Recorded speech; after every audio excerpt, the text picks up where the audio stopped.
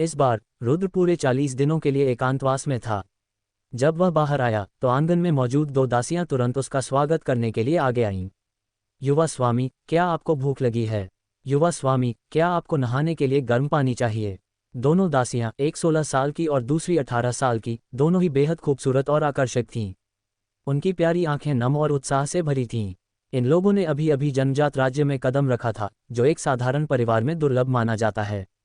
हालांकि इस समय MLLAPP संप्रदाय में वे सिर्फ दासियां थीं। फिर भी उनके परिवार के बुजुर्गों द्वारा लंबे समय तक प्रयास करने के बाद ही उन्हें पद प्राप्त हुआ, क्योंकि कोर हॉल में प्रतिभाशाली शिष्यों की सेवा करना ही सबसे अच्छा काम था। इन युवतियों के लिए न केवल वे रू की पीक पर साधना कर सकती थीं और सबसे समृद्ध युआन क्यूई प्राप्त कर सकती थीं, बल्कि उन्हें उन प्रतिभाशाली लोगों का अनुग्रह प्राप्त करने का भी अवसर मिलता था। अगर वे किसी रिश्ते में बंध जातीं तो उन्हें जीवन भर लाभ होता, यहाँ तक कि उनके पूरे परिवार को भी अपार लाभ होता। यदि ऐसा संभव न भी हो तो भी यदि वे इन शिष्यों की अच्छी तरह सेवा करते रहें तो उन्हें उदार पुरस्कार प्राप्त हो सकते हैं।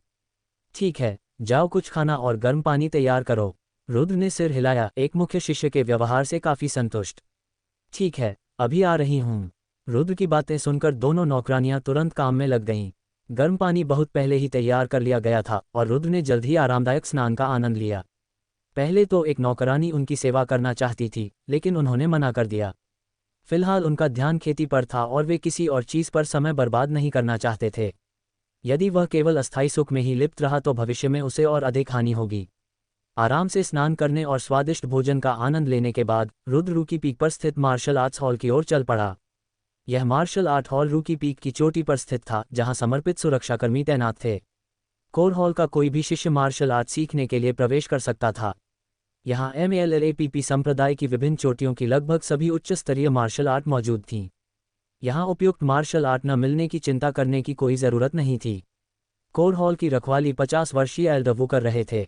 एल्डरवू बहुत पहले ही मूल संरचना क्षेत्र के 9वें स्तर पर पहुंच चुके थे, लेकिन आगे बढ़ने में असमर्थ थे। यही कारण था कि उन्होंने ये नौकरी स्वीकार की।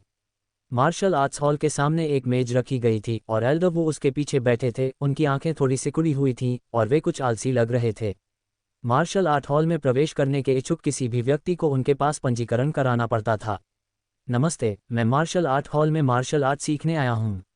रुद्र हॉल के सामने गया और बड़े को प्रणाम किया। क्या तुम नए शिष्य हो? रुद्र का अपरिचित चेहरा देखकर एल्डरवू ने आलसी भाव दिखाया और कहा, नए शिष्य अभी दूसरी मंजिल पर ही पृथ्वी श्रेणी की मार्शल आर्ट देख सकते हैं। स्वर्ग श्रेणी की मार्शल आर्ट देखने के लिए तुम्हारे पास पर्याप्त योग्यता अंक होने चाहिए। सिर्फ पृथ्वी स्तरीय मार्शल आर्ट। रुद्र की भौहें थोड़ी सिकुड़ गईं।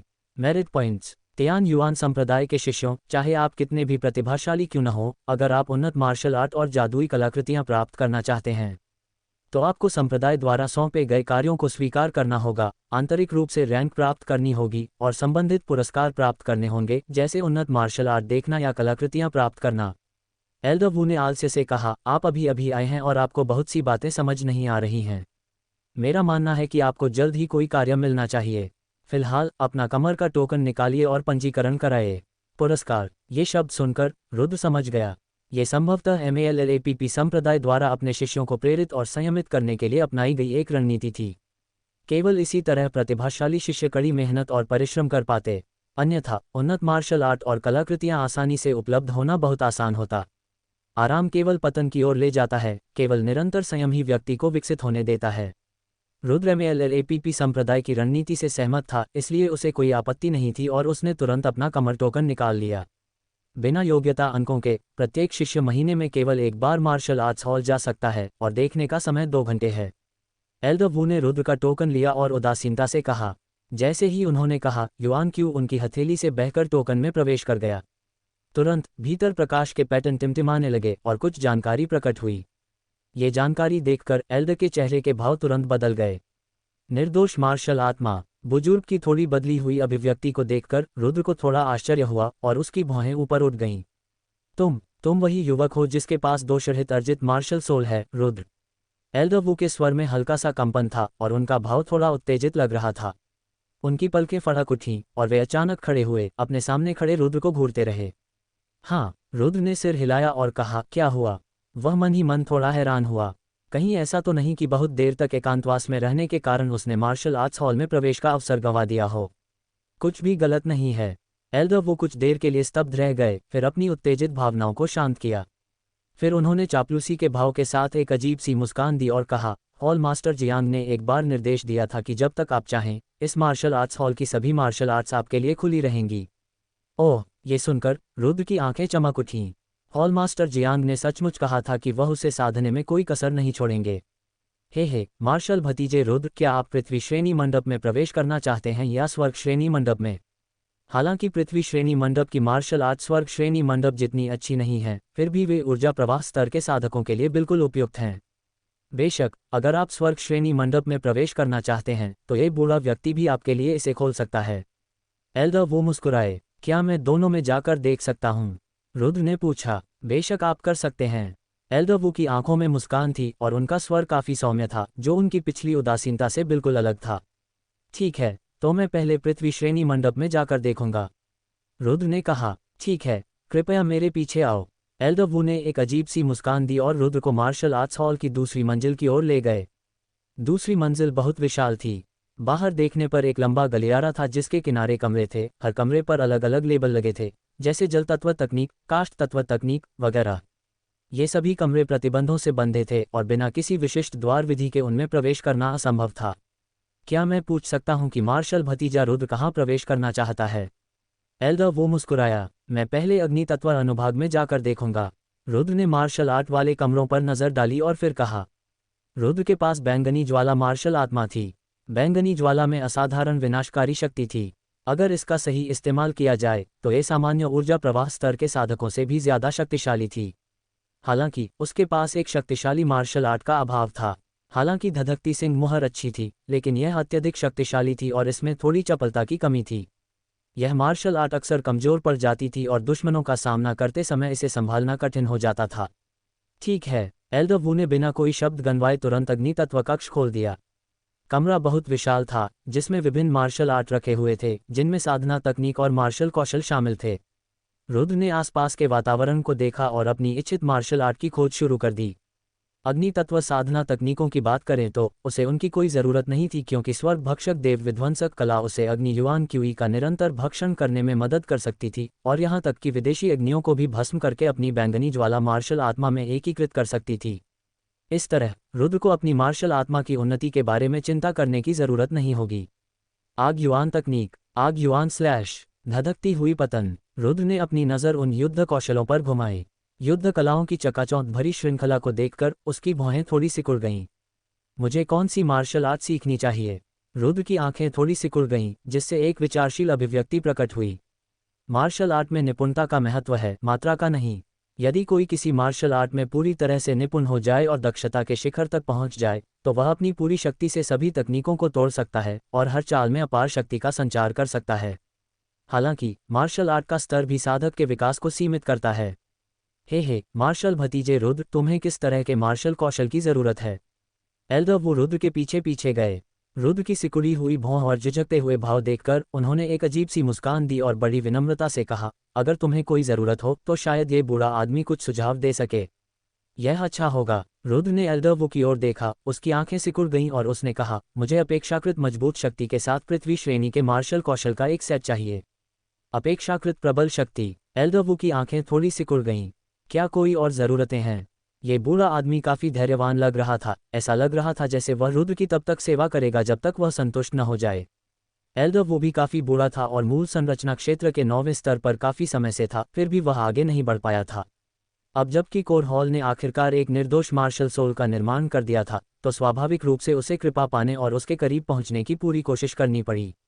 अगर यह युवक बड़ा होता तो लगभग हर कोई जिसने उसे अप्रत्यक्ष रूप से संकेत दिए थे पुरस्कार प्राप्त कर सकता था। वह ऐसा अवसर कैसे छोड़ सकता था? प्राचीन काल से ही दोषरहित मार्शल आत्माओं वाले लोगों में असीमित क्षमताएं रही हैं। अगर वह रुद्र के साथ संबंध बना सके और रुद्र उनके रिश्ते को याद करते हुए भविष्य में उसे कुछ आध्यात्मिक वस्तुएं प्रदान करें जिससे वह अर्धचरणीय नवजात आत्मा या नवजात आत्मा क्षेत्र में आगे बढ़ सके, तो यह एक अद्भुत अवसर होगा। तियान युआन संप्रदाय में ऐसे कई उदाहरण थे। कुछ प्रतिभाशाली शिष्यों ने गहन युआन युद्ध क्षेत्र में पुरस्कार प्राप्त किए और स्वर्गीय राजधानी क्षेत्र में प्रवेश किया। अतीत की दयालुता को याद करते हुए वे संप्रदाय के कुछ वरिष्ठों को कुछ आध्यात्मिक वस्तुएं भी प्रदान करते थे, इत्यादि। और संप्रदाय के जिन वरिष्ठों को अनुग्रह प्राप्त होता था वे इन प्रतिभाशाली लोगों के वंशजों और कुलों का भी ध्यान रखते थे। ये दोनों पक्षों के लिए फायदेमंद था। अगर कोई सही दांव लगाता तो उन्हें इनाम न मिलने का डर नहीं रहता। उन्हें डर था कि शिष्य की ताकत अपर्याप्त थी और वे गहन युवान युद्ध क्षेत्र में खड़े नहीं हो सकते थे। इस प्रकार मैलैप संप्रदाय के कोर हॉल के बुजुर्ग आमतौर पर क्षमतावान शिष्यों के प्रति बहुत उत्साही थे। एल्डर वू के रवैये में आए बदलाव को लेकर रुद्र में ज्यादा भावनात्मक उतार चढ़ाव नहीं थे। ये दुनिया भी ऐसी ही है। अगर आपके पास पर्याप्त क्षमता नहीं है तो कौन आपके बारे में अच्छा सोचेगा। केवल पर्याप्त रूप से मजबूत होकर और एक निश्चित क्षमता दिखाकर ही कोई सम्मान अर्जित कर सकता है। वरिष्ठ वो, क्या मैं पूछ सकता हूं कि क्या यहाँ कोई ऐसी मार्शल आर्ट है जो साधक की अपनी शक्ति बढ़ने के साथ निरंतर विकसित हो सकती है। शाओ युन ने अचानक भौहें चढ़ाईं और पूछा, मार्शल आर्ट की भी सीमाएं होती हैं। कुछ मार्शल आर्ट, भले ही उन्हें पूरी तरह से विकसित कर लिया जाए, उनकी शक्ति साधक की शक्ति बढ़ने पर भी उतनी ही रहती है और आगे बढ़ने की कोई संभावना नहीं होती। इसलिए साधक की शक्ति बढ़ने के बाद उन्हें उच्च स्तरीय मार्शल आर्ट चुनना जारी रखना पड़ता है। लेकिन ये बहुत समय लेने वाला था, इसलिए रुद्र संभावित मार्शल आर्ट का एक सेट चुनना चाहता था। ये तो सिर्फ स्वर्ग स्तर की मार्शल आर्ट होगी। एल्डर वू की आंखें सिकुड़ गईं। हालांकि आपकी वर्तमान साधना का स्तर बहुत कम है और स्वर्ग स्तर की मार्शल आर्ट की साधना थोड़ी मुश्किल होगी, जिससे महत्वपूर्ण प्रगति करना मुश्किल हो सकता है। यहाँ मार्शल आर्ट का एक समूह है, एक उच्च स्तरीय पृथ्वी स्तर की मार्शल आर्ट जो लगभग स्वर्ग स्तर की मार्शल आर्ट के बराबर है। ओह, रुद्र की आंखें चमक उठीं और उसने पूछा, ये कौन सी मार्शल आर्ट है। एल्डर वू की नज़रें उन छिपे हुए डिब्बों पर घूम गईं जहां मार्शल आर्ट रखे गए थे। इस मार्शल आर्ट मंडप में सभी युद्ध कौशल अलग अलग डिब्बों में छिपे हुए थे, जिन पर बाहर लेबल लगे थे। उन्हें केवल शिष्य के कमर के टोकन से ही खोला जा सकता था। यही है। अचानक एल्डर वू की नज़र एक छिपे हुए डिब्बे पर पड़ी। डिब्बे के बाहर कुछ शब्द चिपकाए गए थे। स्वर्गीय ज्वाला के 5 रूप। जोड़, स्वर्गीय ज्वाला के 5 रूप। ये शब्द सुनकर रुद्र की आंखें चमक उठीं। नाम ही अच्छा लग रहा था। ठीक है, मैं इस मार्शल आर्ट पर एक नज़र डालूंगा, रुद्र ने कहा। तुम्हें बस अपनी कमर के टोकन का इस्तेमाल करके इसे भांपना होगा और इस छिपे हुए डिब्बे पर लगा प्रतिबंध खुल जाएगा, एल्डर वू ने मुस्कुराते हुए कहा। आम कोर शिष्यों के लिए मार्शल आर्ट्स हॉल से हर महीने मार्शल आर्ट्स की संख्या और मात्रा चुनने की सीमाएं होती हैं। हे, लेकिन तुम एक अपवाद हो, इसलिए तुम आज़ादी से चुन सकते हो। अपवाद शब्द सुनकर रुद्र मंद मंद मुस्कुराया, ये जानते हुए कि यह इसलिए था क्योंकि उसके पास दोषरहित मार्शल स्पिरिट थी, जिसके कारण उसे यह विशेषाधिकार प्राप्त था। उसने अपनी कमर का टोकन निकाला, उसमें ओरिजिन क्यूई इंजेक्ट की और उसे स्वर्गीय ज्वाला के 5 रूप लिखे छिपे हुए डिब्बे के सामने हल्के से रख दिया। उस पर लगा प्रतिबंध सक्रिय हो गया और उसने देखा कि डिब्बे में रोशनी टिमटिमा रही थी और एक खांचा धीरे धीरे बाहर की ओर धकेला जा रहा था। अंदर एक लाल रंग की प्राचीन किताब थी। प्राचीन पुस्तक के कवर पर प्रमुखता से स्वर्गीय ज्वाला के 5 रूप शब्द अंकित थे। रुद्र ने अपनी मानसिक धारणा को बढ़ाया और पाया कि प्राचीन पुस्तक से अग्निमूल क्यूई की मंद धाराएं निकल रही थीं। जिज्ञासावश उसने हाथ बढ़ाया और मार्शल आर्ट को अपने हाथ में ले लिया। आप अपनी साधना के लिए इस मार्शल आर्ट की नकल कर सकते हैं, लेकिन आपको इसे बाहर नहीं फैलाना चाहिए, अन्यथा यह संप्रदाय के नियमों का उल्लंघन होगा और आपको दंडित किया जाएगा, एल्डर वू ने उन्हें बगल से याद दिलाया। ठीक है, रुद्र ने सिर हिलाया और तुरंत स्वर्गीय ज्वाला के 5 रूपों को पलटना शुरू कर दिया। ये देखना चाहता था कि यह किस प्रकार की मार्शल आर्ट थी। पहले पृष्ठ पर स्वर्गीय ज्वाला के 5 रूपों की सामान्य रूपरेखा और मानव शरीर के एक्यूपंक्चर बिंदुओं और मेरिडियन का आरेख था। ये प्रारंभिक रूपरेखा थी। दिव्य ज्वाला के 5 रूपों को सीखने के लिए व्यक्ति को सच्ची अग्नि प्राप्त करनी होगी और रूपरेखा में वर्णित विधि के अनुसार ज्वाला का प्रसार करना होगा। इसके बाद कुछ चित्र दिए गए जिनमें चालों को दर्शाया गया था। पहला रूप था धधकती लहर का टूटना। ये परिचयात्मक प्रपत्र था जिसमें चरित्र आरेख और चाल का उपयोग करने के तरीके के बारे में स्पष्टीकरण दिया गया था। यह एक परशु कला है। चित्र में युद्ध परशु लिए हुए व्यक्ति को देखकर रुद्र की आंखें थोड़ी सिकुड़ गईं, उनमें उत्साह की एक झलक दिखाई दी। उसे स्पष्ट रूप से लगा कि यह उसके लिए सबसे उपयुक्त मार्शल आर्ट है, क्योंकि उसके हाथ में इस समय एक लंबा परशु था।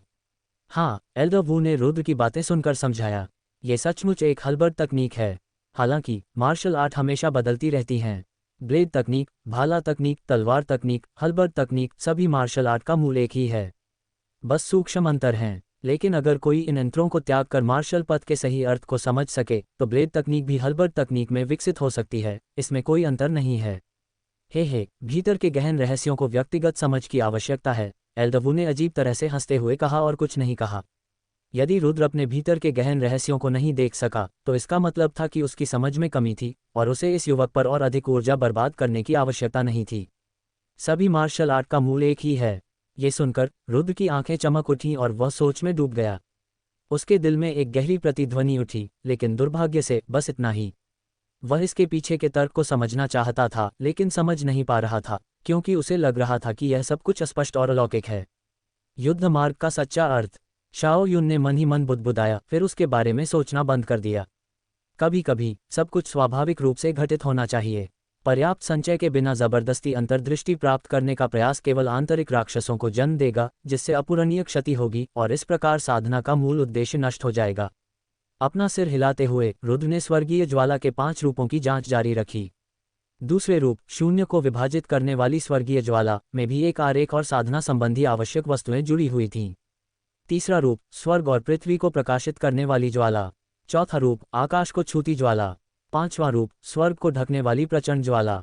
पांचवें रूप के चित्र में एक व्यक्ति को एक लंबा परशु लिए विरोधियों के एक समूह से लड़ते हुए दिखाया गया है। एक ही वार से परशु की अनगिनत परछाइयां प्रकट हुईं, जो मानो पूरी दुनिया को उलट-पुलट कर देने में सक्षम थीं। क्या ये 5वां रूप है? रुद्र ने 5वें रूप के आरेख और व्याख्याओं पर नजर डाली। उसकी आंखें अचानक सिकुड़ गईं और उसका मन विचलित हो गया। पिछले 4 रूपों के आरेख, चालें और व्याख्याएं एक एक करके उसके दिमाग में उभर आईं। स्वर्गीय ज्वाला के इन 5 रूपों में प्रत्येक रूप पिछले वाले से ज्यादा शक्तिशाली है, खासकर 5वें रूप में, जहां गति स्पष्ट रूप से बढ़ गई है और ऐसा लग रहा है कि वह आगे बढ़ रही है। स्वर्गीय ज्वाला के 5 रूपों का यही अंत नहीं होना चाहिए, आगे भी कुछ कदम होने चाहिए। लेकिन ये यहीं क्यों रुक गया? रुद्र ने गहरी सांस ली। अब उसे स्वर्गीय ज्वाला के 5 रूपों की पूरी समझ हो गई थी, लेकिन उसके दिल में नए सवाल उठे। यह एक अधूरी किताब है। एल्दवू हल्के से मुस्कुराए, उनके चेहरे पर रुद्र के प्रति संतुष्टि का भाव था। इतने कम समय में कोई सुराग मिलना दुर्लभ था। कम से कम इससे ये तो पता चला कि इस दौरान उन्होंने इस मार्शल आर्ट की प्रारंभिक समझ हासिल कर ली थी। अधूरी किताब। रुद्र चौंका, उसके चेहरे पर आश्चर्य का भाव था। यह अधूरी कैसे हो गई? ये बूढ़ा भी नहीं जानता, एल्दवू ने मुस्कुराते हुए कहा। लेकिन कहा जाता है कि अगर कोई इस मार्शल आर्ट में पूरी तरह से निपुण हो जाए और इसके गहन रहस्यों को समझ ले, तो आगे के दांव पेंच बिना किसी स्पष्टीकरण के भी खुद ब खुद समझ में आ सकते हैं। शायद यह मार्शल आर्ट भी इंसान की समझ की परीक्षा ले रही हो। समझ। रुद्र की आंखें थोड़ी सिकुड़ गईं, फिर अचानक उसे समझ आ गया। शायद आगे की चालों के लिए सचमुच समझ की जरूरत थी और उन्हें साधारण रेखाचित्रों और व्याख्याओं से नहीं सीखा जा सकता था। इसीलिए आगे की कोई चालें नहीं थीं, ये साधकों को उन्हें स्वयं समझने देने के लिए था, ताकि वे उन कठोर चालों से बाधित न हों। लगता है जिस सीनियर ने स्वर्गीय ज्वाला के 5 रूप पीछे छोड़े थे, उसने इस पर बहुत सोच विचार किया होगा। रुद्र ने थोड़ा सिर हिलाया। उसने तुरंत स्वर्गीय ज्वाला के 5 रूपों को वापस छिपे हुए डिब्बे में रख दिया और ये देखने की तैयारी करने लगा कि और कौन कौन सी मार्शल आर्ट उपलब्ध हैं। चून की स्वर्गीय ज्वाला के 5 रूप एक परालबर तकनीक थी, इसलिए उसे इसके पूरक के रूप में कुछ क्लोज कॉम्बैट मार्शल आर्ट सीखने की जरूरत थी। क्या तुम इस मार्शल आर्ट की नकल नहीं करोगे? ये देखकर कि रुद्र ने स्वर्गीय ज्वाला के 5 रूपों पर केवल एक नज़र डाली और फिर उसे वापस छिपे हुए डिब्बे में रख दिया, एल्दवू ने भौहें सिकुड़ते हुए सोचा, क्या ऐसा हो सकता है कि वह इसे इसलिए नहीं सीखेगा क्योंकि बाद के मूव्स के लिए आत्मबोध की ज़रूरत होती है? यदि ऐसा होता तो ऐसी प्रतिभा की क्षमता भी सीमित होती। आखिरकार, बाद के चरणों में साधना करते समय शारीरिक लाभ के अलावा सहायता के रूप में मजबूत समझ की भी आवश्यकता होती है। बिना समझ के अच्छे शरीर के साथ भी शिखर तक पहुंचना कठिन है। मैंने पहले ही सब कुछ याद कर लिया है। एल्दवू की निराश नज़र देखकर रुद्र थोड़ा चौंक गया और बोला, क्या तुमने इसे पहले ही याद कर लिया है? एल्दवू चौंक गए और बोले, लापरवाह मत बनो। इस तरह की मार्शल आर्ट की साधना में जरा सी भी चूक साधक पर बहुत बड़ा असर डाल सकती है। इससे तुम्हारी सच्ची अग्नि अस्त व्यस्त हो सकती है और तुम्हें चोट लग सकती है। सच्ची अग्नि सच्चे सार की तरह सरल नहीं है। शरीर के भीतर अग्नि का होना अपने आप में एक चमत्कार है। एक बार जब यह नियंत्रण से बाहर हो जाए तो साधक को जिंदा जला सकती है। मैंने सब कुछ याद कर लिया है, एक भी शब्द नहीं छूटा। रुद्र ने अपने हाथ फैलाए, उसके मुंह के कोने पर एक हल्की सी मुस्कान उभर आई। रुद्र के पास एक शक्तिशाली आत्मिक शक्ति थी, जो साधारण स्मृति से कहीं अधिक थी। जब तक उसका मन सक्रिय रहता, उसने जो कुछ देखा था वह उसके मन में गहराई से अंकित हो जाता। इन छवियों को अपने मन से महसूस करना कठोर किताबों पर निर्भर रहने से कहीं अधिक शक्तिशाली था। एक विचार से ही उसके मन में दिव्य ज्वाला के 5 रूपों की गतिविधियों को व्यवस्थित किया जा सकता था। भीतर के विभिन्न परिवर्तन और रहस्य एक नज़र में ही लगभग स्पष्ट हो जाते थे। इतनी जल्दी? ये सुनकर एल्दवू चौंक गए और बोले, क्या ऐसा हो सकता है कि आपके पास फोटोग्राफिक मेमोरी की क्षमता हो? कुछ ऐसा ही, रुद्र ने अजीब तरह से हंसते हुए कहा। शक्तिशाली आत्मबल ही रुद्र का तुरुप का पत्ता था। स्वाभाविक रूप से वह दूसरों को यह नहीं बताएगा। वह वास्तव में एक प्रतिभाशाली व्यक्ति है। एल्डर वू ने एक गहरी सांस ली और रुद्र की ओर उसकी नज़र थोड़ी और गर्म हो गई। एक निर्दोष मार्शल स्पिरिट पहले से ही एक असाधारण प्रतिभा थी। फोटोग्राफिक मेमोरी की क्षमता जोड़ना बाघ के पंख जोड़ने जैसा था। यदि यह रुद्र भी समझ में उत्कृष्ट होता तो वह निश्चित रूप से स्वर्ग का एक पसंदीदा पुत्र होता जिसे विकसित किया जाना चाहिए। हे कनिष्ठ भतीजे रुद्र, क्या तुम्हें कोई और मार्शल आर्ट चाहिए? ये सोचते हुए एल्डवू के चेहरे पर मुस्कान आ गई और उन्होंने पूछा। मैं एक बार फिर देखूंगा। रुद्र ने चारों ओर नज़र घुमाई। फिर एल्डवू की मदद से उसे 2 और मार्शल आर्ट मिले। इनमें से एक का नाम था ब्लेजिंग कोलैप्स और दूसरे को अग्नि मूल उंगली कहा जाता था। ब्लेजिंग कोलैप्स एक मार्शल आर्ट था जिसमें बेहद तेज बर्स्ट पावर थी। इसकी कुंजी लगातार लपटों को दबाना और फिर उन्हें तुरंत छोड़ देना था।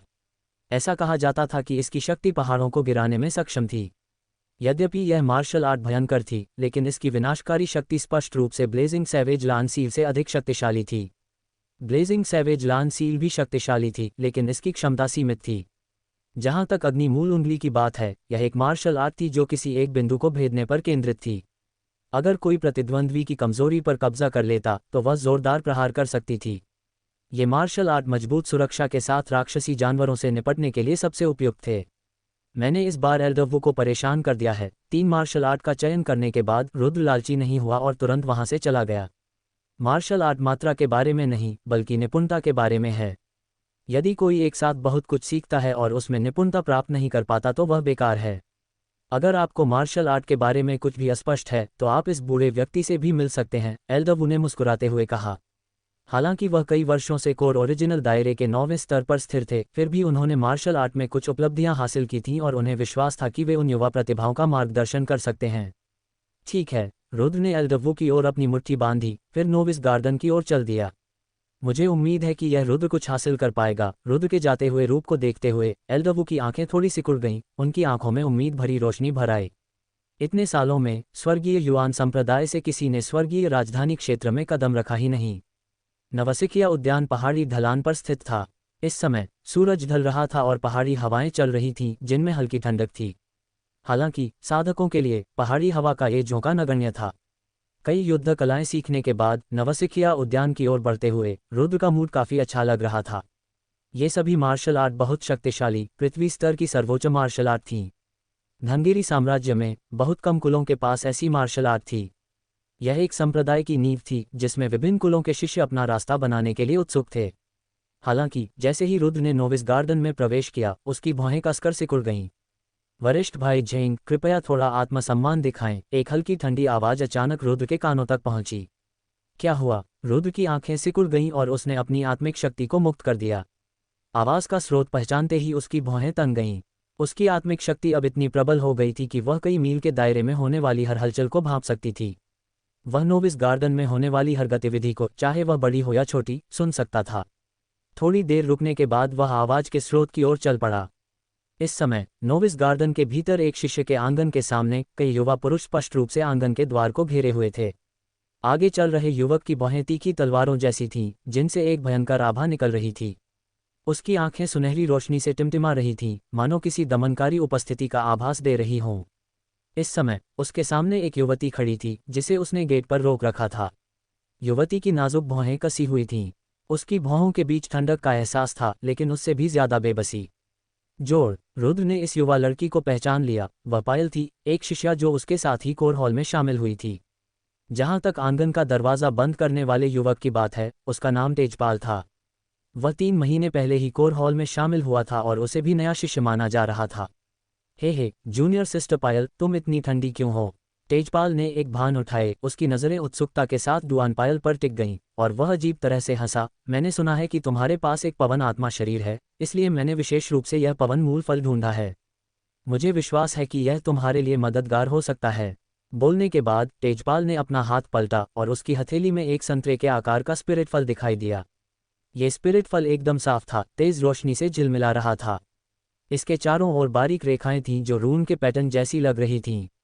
एक नज़र में ही पता चल जाता था कि यह कोई साधारण चीज़ नहीं है। स्वर्ग और पृथ्वी की वायु के सार के साथ तालमेल बिठाकर ही इस तरह के स्पिरिट फल का पोषण किया जा सकता है।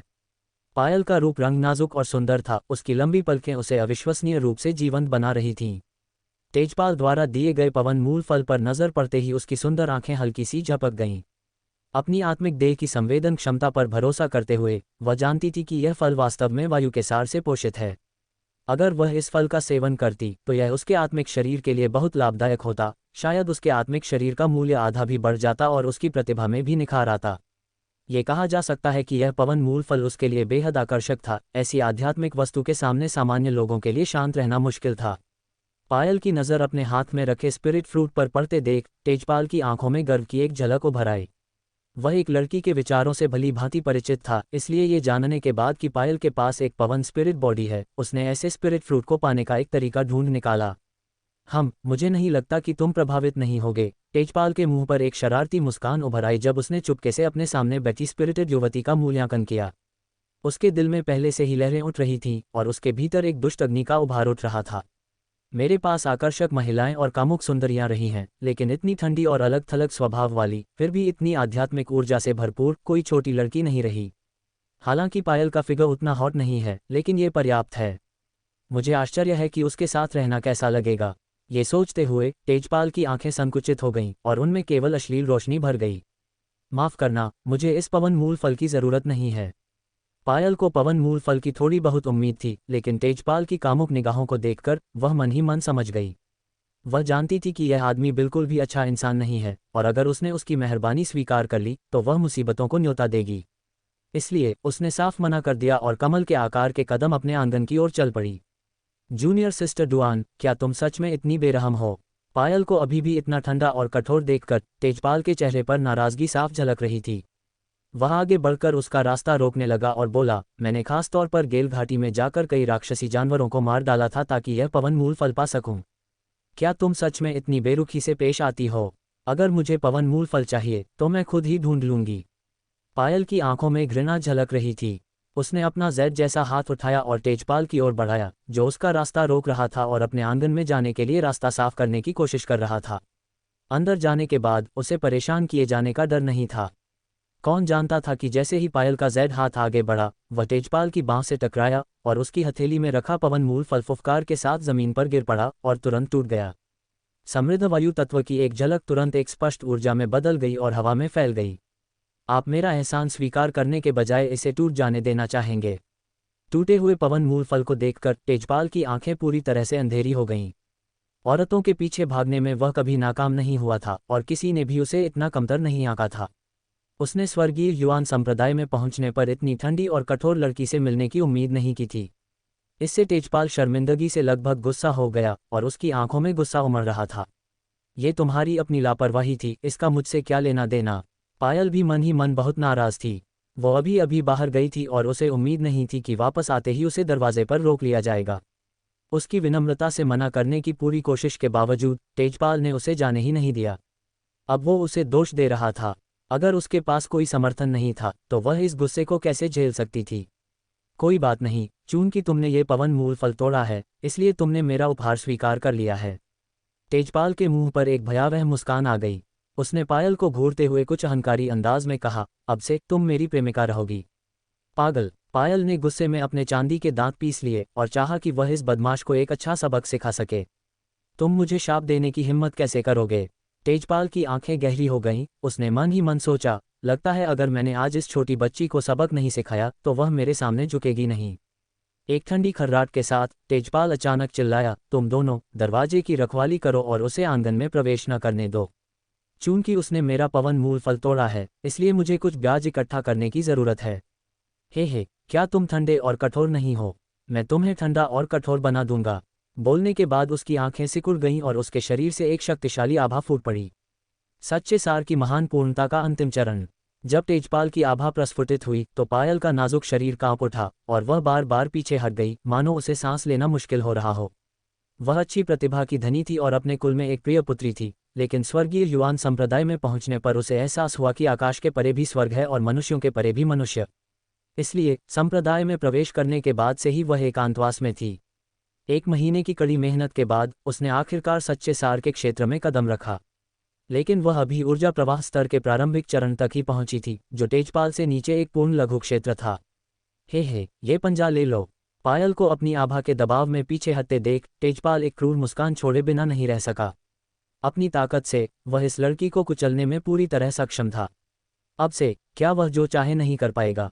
बोलने के बाद उसने अपना हाथ आगे बढ़ाया, जो पायल की ओर बढ़ते हुए एक विशाल पंजे में बदल गया। यह एक मार्शल आर्ट थी जो ग्रैपलिंग तकनीकों से विकसित हुई थी, जिसे golden dragon probing the peak कहा जाता है। एक ही पंजे के वार से ट्रू एसेंस उमड़ पड़ता था और तूफानी हवाएं चलती थीं जो डुआन पायल को घेरने के लिए तैयार थीं। यह मार्शल आर्ट बहुत सीधी और ज्यादा गहरी नहीं थी, लेकिन जब दोनों पक्षों के बीच मामूली अंतर होता था तो इसका विरोध करना बहुत मुश्किल होता था। डुआन पायल की आंखें सिकुड़ गईं और उसका शरीर हवा के झोंके की तरह हिल गया और एक तरफ झुक गया। पवन आत्मा शरीर, आपकी गति वास्तव में तेज है। तेजपाल मुस्कुराया, लेकिन आप अभी भी मेरी हथेली को चकमा देने में सक्षम होने से थोड़ा पीछे हैं। तैरते बादल कदम। झेंग तियानवेई ने उपहास किया और अपने कदम बढ़ाए, जैसे तैरते बादलों पर कदम रख रहे हों, हवा के साथ आगे बढ़ रहे हों, वास्तव में डुआन पायल के करीब से चल रहे हों। हालांकि पायल की चाल तकनीक बेहद तेज थी, लेकिन क्योंकि उनके बीच की दूरी ज्यादा नहीं थी, इसलिए अंतर को जल्दी से बढ़ाना मुश्किल था। वाह! केवल हवा के फटने की आवाज सुनाई दे रही थी जब तेजपाल ने अपना विशाल हाथ, जो एक बाज के पंजे की तरह था, शून्य को चीरते हुए सीधे पायल के नाजुक कंधे को पकड़ लिया। डुआन पायल समय पर बच निकलने में असमर्थ थी और अपनी चिंता के कारण केवल रोक ही लगा सकी। बवंडर स्लैश। पायल ने अपना जैद हाथ उठाया और अचानक हवा के झोंके पास से उठे, जो घूमते हुए हवा के ब्लेड में बदल गए और तेजपाल के विशाल पंजे की ओर बढ़े। वे हवा के ब्लेड शून्य को चीरने की कोशिश कर रहे, तीखे ब्लेडों की तरह चीख रहे थे और उनकी शक्ति को कम करके नहीं आंका जा सकता था। अगर उन्हें रोका न जाए तो बर्फ के ब्लेड भी टूट सकते थे। बदबूदार कुतिया, तुम बहुत निर्दयी हो। हवा के झोंकों को अपनी ओर आते देख तेजपाल की आंखें सिकुड़ गईं और अचानक उसकी बांह पर एक सुनहरी रोशनी चमक उठी। स्वर्ण भुजा कला, गहन स्वर्ण विभाजनकारी हाथ, मेरे लिए चकनाचूर हो जाओ। झेंग तियानवेई की दाहिनी बांह पर सुनहरी रोशनी टिमटिमाती हुई दिखाई दी, जिस पर कई आकृतियां उभर रही थीं, लोहे की आकृति की तरह उसकी बांह से चिपकी हुई थीं और तेज हवाओं को रोक रही थीं। जैसे ही हवा के वे ब्लेड उसकी बांह पर पड़ने ही वाले थे, उसकी दाहिनी बांह अचानक बदल गई और उसमें से एक सुनहरी रोशनी निकली, मानो गहरे सोने से गढ़ा गया लोहे का हाथ हो, और वह जोर से फट गई। गहरे सुनहरे रंग का विशाल हाथ हिला, तेज रोशनी से झिलमिलाया और वास्तव में उन सभी पवन ब्लेडों को रोक दिया। गहरा सोना चीरने वाला हाथ। सुनहरी रोशनी से झिलमिलाते हाथ को देखकर पायल की पुतलियां अचानक सिकुड़ गईं। उसने देखा कि उसके द्वारा रचे गए पवन प्रक्षेपण सभी चकनाचूर हो गए और फिर सुनहरी रोशनी की एक चमक के साथ एक विशाल हाथ उसके कंधे पर आ गिरा।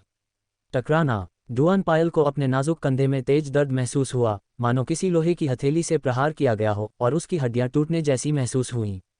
इसके बाद उसका नाजुक शरीर कांप उठा और वह कई मीटर दूर उड़ गई। केवल अपनी ताकत से तुम विरोध करना चाहते हो। तेजपाल का चेहरा अहंकार से भरा था और उसने पायल की ओर चलते हुए एक बाण उठाए। तुम क्या करने की कोशिश कर रहे हो? कुछ ही दूरी पर 3 युवक उनकी ओर आए और तेजी से चिल्लाने लगे। ये युवक वही शिष्य थे जो अतीत में डुआन पायल के साथ संप्रदाय में शामिल हुए थे। एक का नाम संबा था, एक का नाम मनन था और दूसरे का नाम प्रेम था। ये तुम्हारा कोई काम नहीं है, यहीं रुको। इन दोनों को आते देख तेजपाल के साथ 2 युवकों ने अपनी बाहें उठाईं और उन्हें रोकने के लिए आगे बढ़े, और उनसे भी एक शक्तिशाली आभा उतार चढ़ाव निकला। हम सभी कोर हॉल के शिष्य हैं, आप लोगों को क्यों धमका रहे हैं? संबा का चेहरा ईमानदार था और उसकी बड़ी बड़ी आंखें तेजपाल और अन्य लोगों को गौर से देख रही थी, उनसे सवाल कर रही थी। अगर आप नहीं रुके तो मैं हॉल मास्टर को इसकी सूचना दूंगी और निश्चित रूप से संप्रदाय के नियमों के अनुसार आपके साथ व्यवहार किया जाएगा।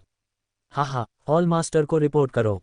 दोनों युवकों ने व्यंग्य करते हुए कहा। वरिष्ठ भाई झेंग के एक कुलचाचा हैं जो संप्रदाय में एक वरिष्ठ हैं, अर्ध नवजात आत्मा क्षेत्र के एक मजबूत साधक। क्या तुम्हें उनकी रिपोर्ट करके अपना भविष्य बर्बाद करने का डर नहीं है? अगर तुम्हें पता है कि तुम्हारे लिए क्या अच्छा है तो जल्दी करो और चले जाओ, वरना हमें असभ्य होने का दोष मत दो। ज्येष्ठ अर्ध नवजात आत्मा क्षेत्र। ये सुनकर संबा और अन्य सभी ने कड़ी भौहें चढ़ाईं।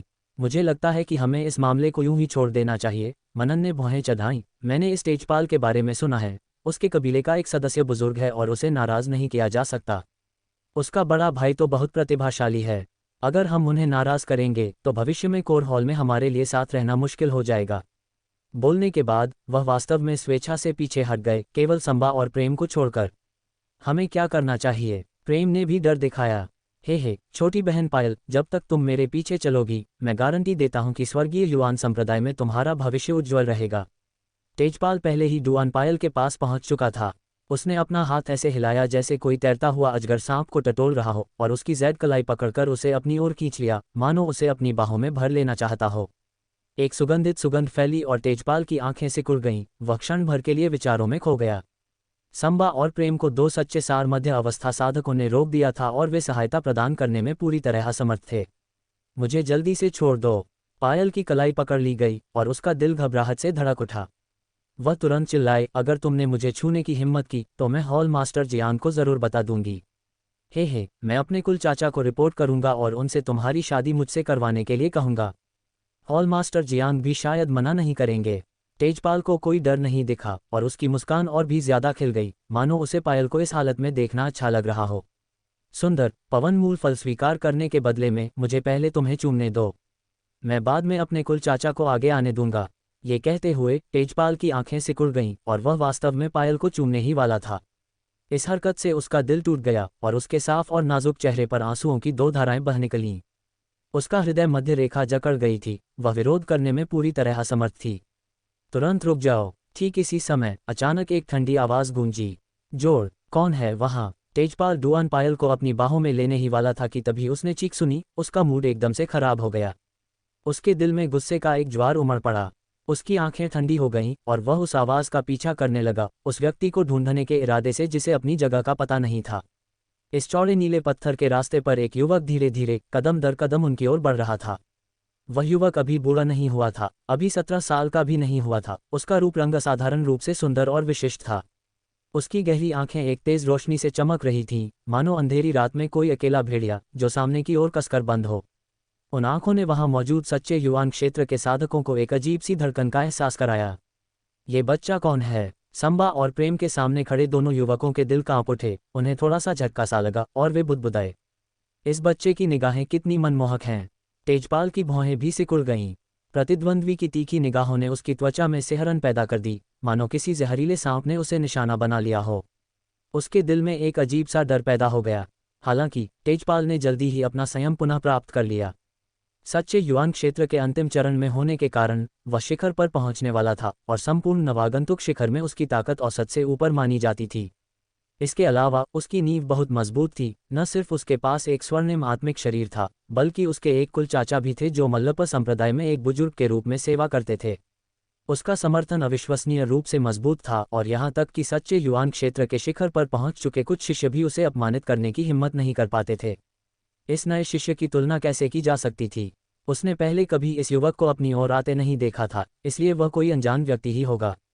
ये वरिष्ठ भाई रुद्र हैं। संबा और प्रेम की आंखें चमक उठी जब उन्होंने उस व्यक्ति को पहचान लिया। उनकी ओर आता हुआ युवक स्वाभाविक रूप से रुद्र था, जिसने यहाँ हो रहे हंगामे को भांप लिया था। वरिष्ठ भाई रुद्र। पायल भी खुश थी, लेकिन रुद्र की ओर देखते ही उसकी खूबसूरत आंखें धुंधली पड़ गईं और निराशा का भाव उभर आया। अपनी गहरी समझ से वह समझ गई कि रुद्र अभी सच्चे युवान क्षेत्र के शुरुआती चरण में ही था।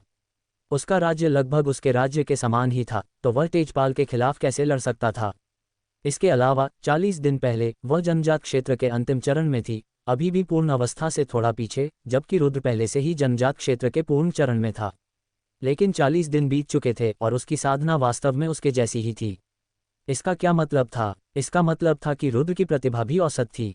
सही गति के अनुसार रुद्र को अब तक प्रारंभिक सच्चे युवान दायरे के अंतिम चरण तक पहुंच जाना चाहिए था। ये सिर्फ इतना था कि पायल को यह नहीं पता था कि रुद्र को अभी भी एक लोलुप मार्शल आत्मा की पूर्ति करनी थी, अन्यथा उसकी साधना अब इतनी कम कैसे हो सकती थी। सामान्य गति से रुद्र को 40 दिनों के बाद अब तक सच्चे युवान क्षेत्र के मध्य चरण तक पहुंच जाना चाहिए था। मानो रुद्र की साधना को महसूस करते हुए संबा और प्रेम की भौहें भी कस गईं और उन्होंने अंदर ही अंदर आह भरी। इस स्तर की ताकत के साथ रुद्र स्पष्ट रूप से तेजपाल को रोकने के लिए अभी भी अपर्याप्त था। रुद्र इत्मीनान से उनकी ओर बढ़ा। उसकी समझ अद्भुत थी और उसने आसपास खड़े कुछ लोगों के सूक्ष्म भावनात्मक उतार चढ़ाव को महसूस किया।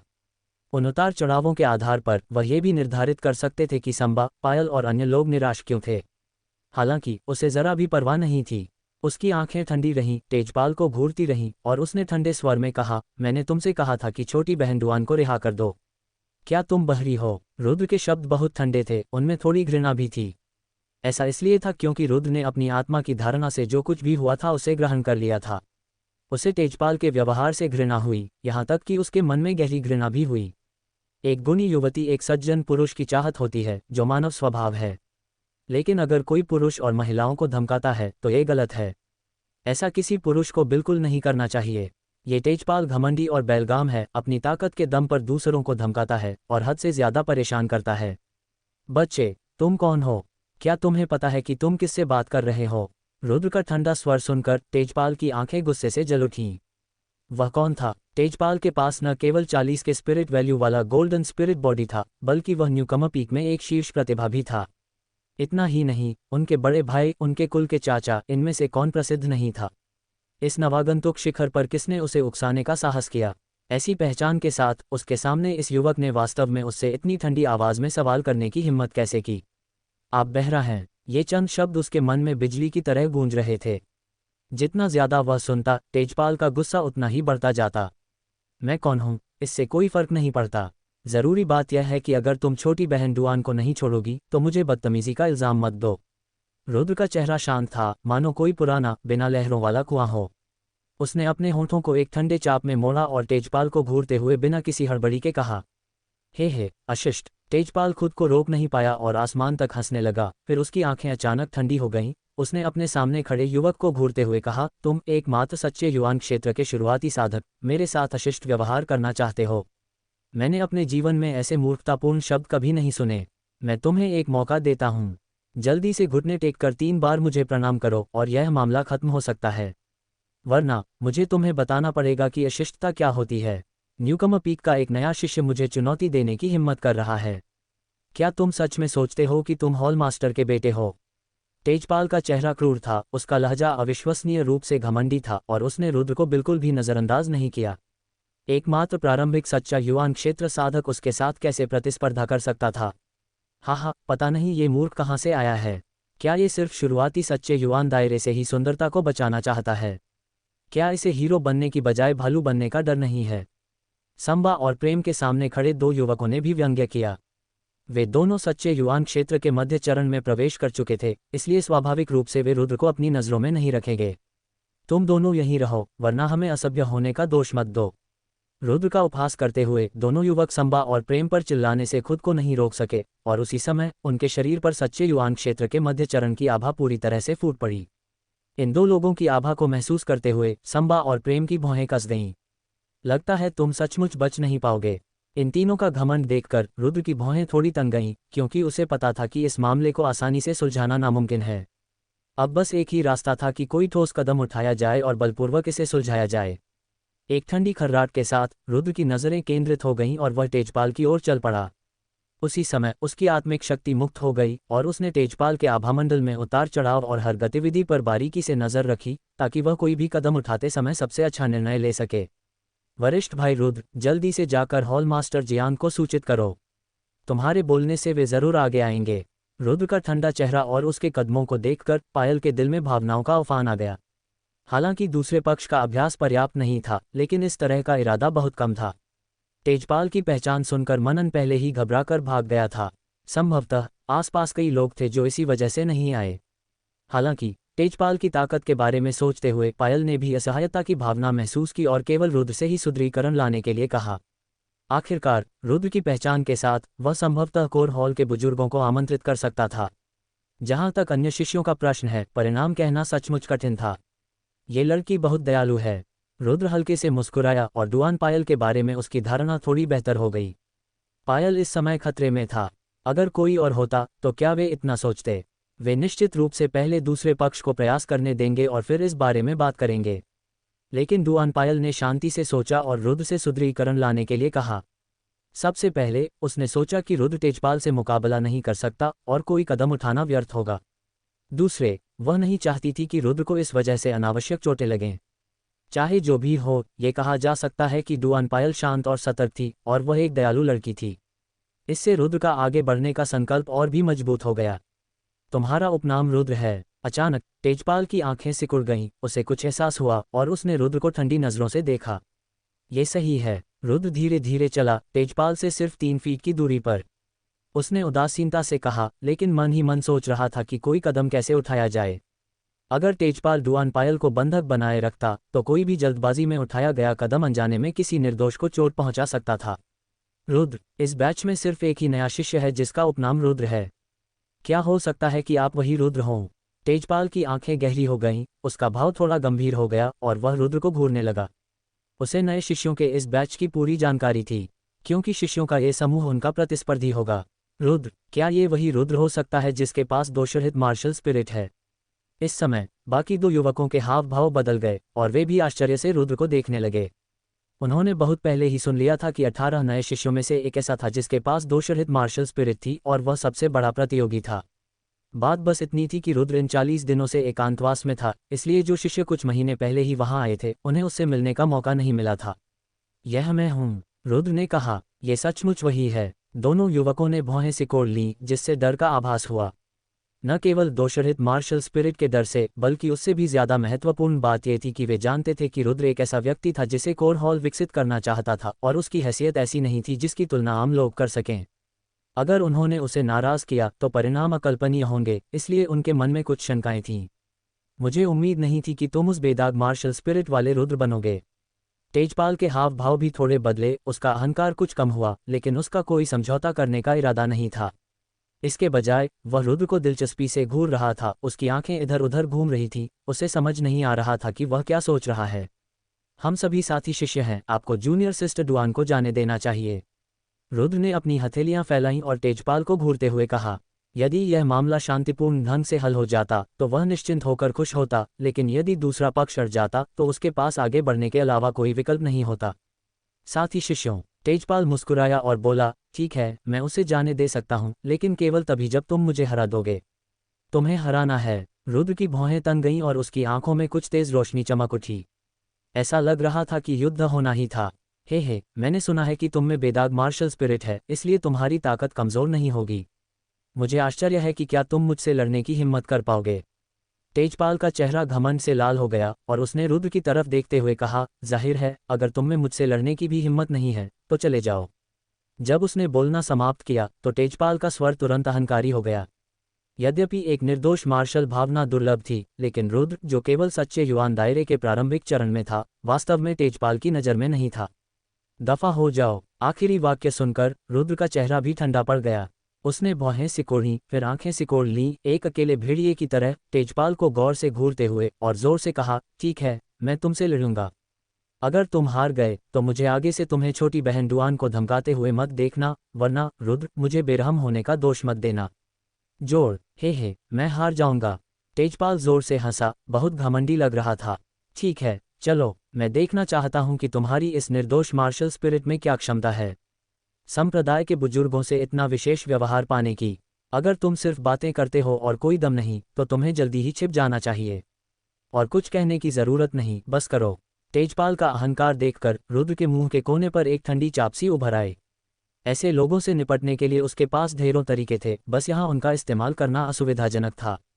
फिर भी वह अपने दिल में निडर बना रहा। ठीक है, तेजपाल मुस्कुराया, चूंकि ऐसी बात है तो मैं तुम्हारी इच्छा पूरी करूंगा। हे, छोटी बहन डुआन, तुम एक तरफ खड़ी रहो और देखो।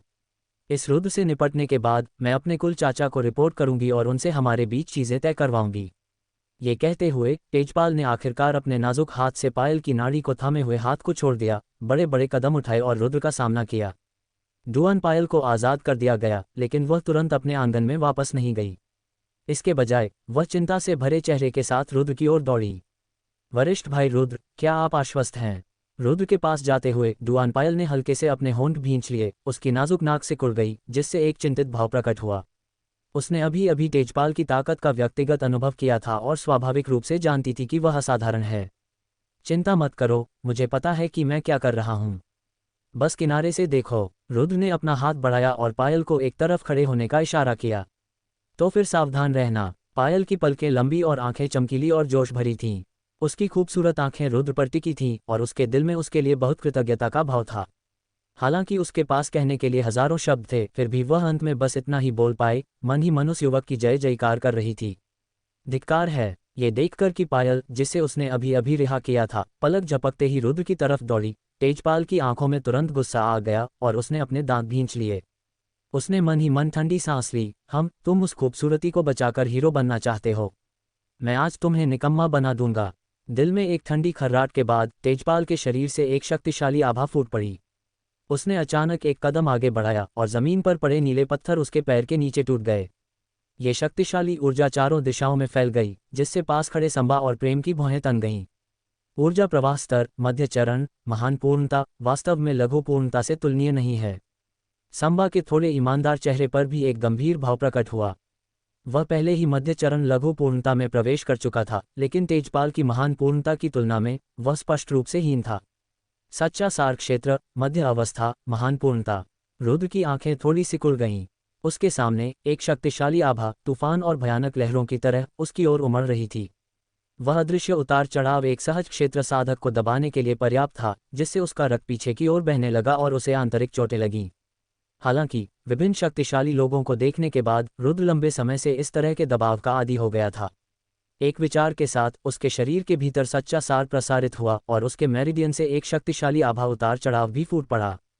सच्चा सार क्षेत्र, प्रारंभिक चरण, मामूली पूर्णता। झेंग तियानवेई का मुंह फड़क उठा और वह एक भयंकर मुस्कान बिखेरने से खुद को रोक नहीं पाया। जैसी कि उम्मीद थी वैसा ही हुआ जैसा उसने अनुमान लगाया था। यह शाओ युन अभी ऊर्जा प्रवाह स्तर में ही था, प्रारंभिक अवस्था में मामूली पूर्णता पर। यह सोचना कि वह साधना के इस स्तर पर उससे प्रतिस्पर्धा करना चाहता था, बस एक मजाक था।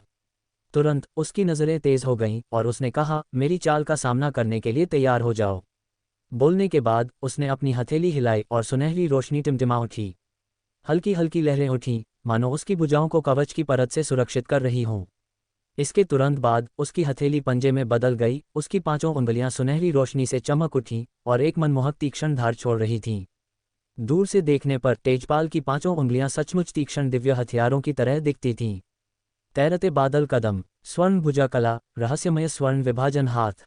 एक ठंडी खर्राट के बाद तेजपाल के कदम बदल गए और एक तैरते हुए बादल की तरह पलक झपकते ही वह अपनी जगह से गायब हो गया। उसकी गति इतनी तेज थी कि लोग दंग रह गए। अगर बाहर वालों को पता न चले तो वे सचमुच यही सोचेंगे कि उसे किसी पवन आत्मा के शरीर की मदद मिली है। इतनी जल्दी तेजपाल को पलक झपकते ही अपने मूल स्थान से गायब होते देख संबा और अन्य लोग आश्चर्य से चिल्ला उठे। ये गति बहुत तेज थी। इस तरह की चाल ढाल वाली तकनीक रखने वाले को युद्ध में पूर्ण लाभ होता। ये फ्लोटिंग क्लाउड स्टेप्स है, जो एक अर्थ रैंक मूवमेंट तकनीक है। हे वरिष्ठ भाई झेंग असाधारण रूप से प्रतिभाशाली हैं। उन्होंने न केवल तैरते बादल के चरण सीखे हैं, बल्कि उन्होंने स्वर्ण भुजा कला की भी सूक्ष्म साधना की है। उनका हाथ रहस्यमय सोने जैसा है और एक पंजे के प्रहार की शक्ति एक रहस्यमय हथियार के बराबर है। उनकी सच्ची सार क्षेत्र साधना के साथ ये रहस्यमय हथियारों को नष्ट करने के लिए पर्याप्त है। चलो देखते हैं कि वह रुद्र वरिष्ठ भाई झेंग के साथ कैसे प्रतिस्पर्धा करता है। दोनों शिष्यों के चेहरे उपहास से भरे हुए थे। वे 3 महीने से संप्रदाय में थे और बहुत पहले ही कुछ पृथ्वी स्तर की साधना तकनीकें सीख चुके थे। उनकी साधना भी बाद में शामिल हुए शिष्यों जैसे रुद्र की तुलना में ऊंची थी। इन कुछ ही महीनों के कारण उनके बीच एक अटूट अंतर पैदा हो गया था। यही कारण था कि शिष्यों का वह समूह रुद्र जैसे लोगों को तुच्छ समझता था। तैरते बादल के कदम, रुद्र के मुंह के कोने पर एक हल्की सी मुस्कान उभर आई। ये गति तकनीक वाकई बहुत गहन थी। एक बार प्रयोग करने पर यह शरीर को तैरते बादल जैसा बना देती थी, जो स्वतंत्र रूप से तैरने में सक्षम था। तेजपाल ने भी इसकी कुछ गहराई को समझ लिया था, जिससे इसका क्रियान्वयन अविश्वसनीय रूप से तेज हो गया था। अगर कोई साधारण व्यक्ति इस तरह की गति तकनीक का सामना कर रहा होता तो स्वाभाविक रूप से उसे इससे निपटना मुश्किल लगता। हालांकि रुद्र के लिए सबसे उत्तम गति तकनीक भी बेकार थी, क्योंकि उसकी आत्मिक शक्ति प्रतिद्वंद्वी के कदमों की गति और उनके आगे बढ़ने की दिशा को पूरी तरह और स्पष्ट रूप से पकड़ सकती थी। इस स्पष्ट धारणा और सटीक गणना के तहत फ्लोटिंग क्लाउड स्टेप्स महज एक सामान्य गतिविधि तकनीक बन गई। इसलिए जब वे शिष्य आश्चर्य से चिल्ला रहे थे तो रुद्र हिला तक नहीं, क्योंकि सब कुछ उसके नियंत्रण में था। वरिष्ठ भाई रुद्र, सावधान। हालांकि जब रुद्र शांति और संयम से अपनी जगह पर खड़ा था, पास खड़ी पायल का दिल जोर से धड़कने लगा। वह आश्चर्य से चिल्ला उठी। अपनी पवन आत्मा काया पर भरोसा करते हुए वह हवा और धाराओं के प्रवाह के प्रति काफी संवेदनशील थी और उसने एक नज़र में तेजपाल की आकृति देख ली। स्विश, हवा में चीरने की सिर्फ एक आवाज सुनाई दे रही थी। रुद्र के बाईं ओर सुनहरी रोशनी टिमटिमा रही थी और एक तेज पंजा शून्य को चीरता हुआ एक भयंकर ऊर्जा लिए हुए रुद्र की ओर उतरता हुआ प्रतीत हो रहा था। पंजा रोशनी से झिलमिला रहा था, सुनहरी वायु ऊर्जा उत्सर्जित कर रहा था। हर एक धागा तलवार की ऊर्जा जैसा था और उसकी गति भयानक थी। कोई कल्पना भी नहीं कर सकता, इस ऊर्जा से प्रहार होने पर स्टील भी टूट जाएगा। उस सुनहरे चमकदार नुकीले पंजे की तो बात ही छोड़िए। इस समय बगल में खड़े संबा और प्रेम रुद्र के लिए पसीने से तरबतर हो गए, क्योंकि अब तक यह आदमी हिला तक नहीं था। अगर वह समय रहते बच निकलता तो तेजपाल के भयंकर हमले से बच सकता था, लेकिन रुद्र की हरकतों ने लगभग सभी को पागल कर दिया। ये बच्चा बच क्यों नहीं रहा है? प्रेम मन ही मन चिंतित होकर चिल्लाया। क्या ऐसा हो सकता है कि उसने समय पर प्रतिक्रिया नहीं दी? संबा की आंखें सिकुड़ गईं, वह सोच में पड़ गया। फिर उसने अपना सिर हिलाया, ये सोचकर कि अगर उसकी प्रतिक्रिया धीमी भी होती तो भी इतनी अपमानजनक नहीं होती, है ना? आखिरकार ये रुद्र भी तो ऊर्जा प्रवाह स्तर में प्रवेश कर चुका था। हाँ, ये बच्चा निश्चित रूप से मर चुका है। एक स्तर 9 सभा सार सरणी इस तरह के एक बेवकूफ़ द्वारा इस्तेमाल किया जाता है। बाह, जल्दी या बाद में मैं उसे सबसे अच्छा इलाज खोना होगा। झेंग तियानवेई के साथ आए दो युवकों ने ये देखा और खुश होते हुए उन्होंने भी रुद्र को बेकार समझा। मुझे आश्चर्य है कि इस रुद्र की ताकत कैसी होगी। दरअसल इस आंगन से कुछ ही दूरी पर कई लोग चुपके से इस मामले पर ध्यान दे रहे थे। हालांकि तेजपाल के संपर्कों के कारण वे खुद को प्रकट नहीं कर पाए ताकि बाद में बदनामी न हो। अब रुद्र को हरकत करते देख वे एक पल के लिए उत्सुक हो गए, ये देखने के लिए कि दोषरहित मार्शल स्पिरिट के स्वामी में वास्तव में कितनी ताकत है। उस समय की रैंकिंग लड़ाई के दौरान उन्होंने रुद्र को कोई कदम उठाते नहीं देखा, लेकिन कई लोगों ने मन ही मनाहे भरी और इसके बारे में पछतावा महसूस किया। आखिरकार रुद्र ने इतने स्पष्ट तरीके से सबसे अच्छा उपचार प्राप्त किया था और हर कोई मदद नहीं कर सका, लेकिन थोड़ा अनिच्छुक महसूस कर रहा था।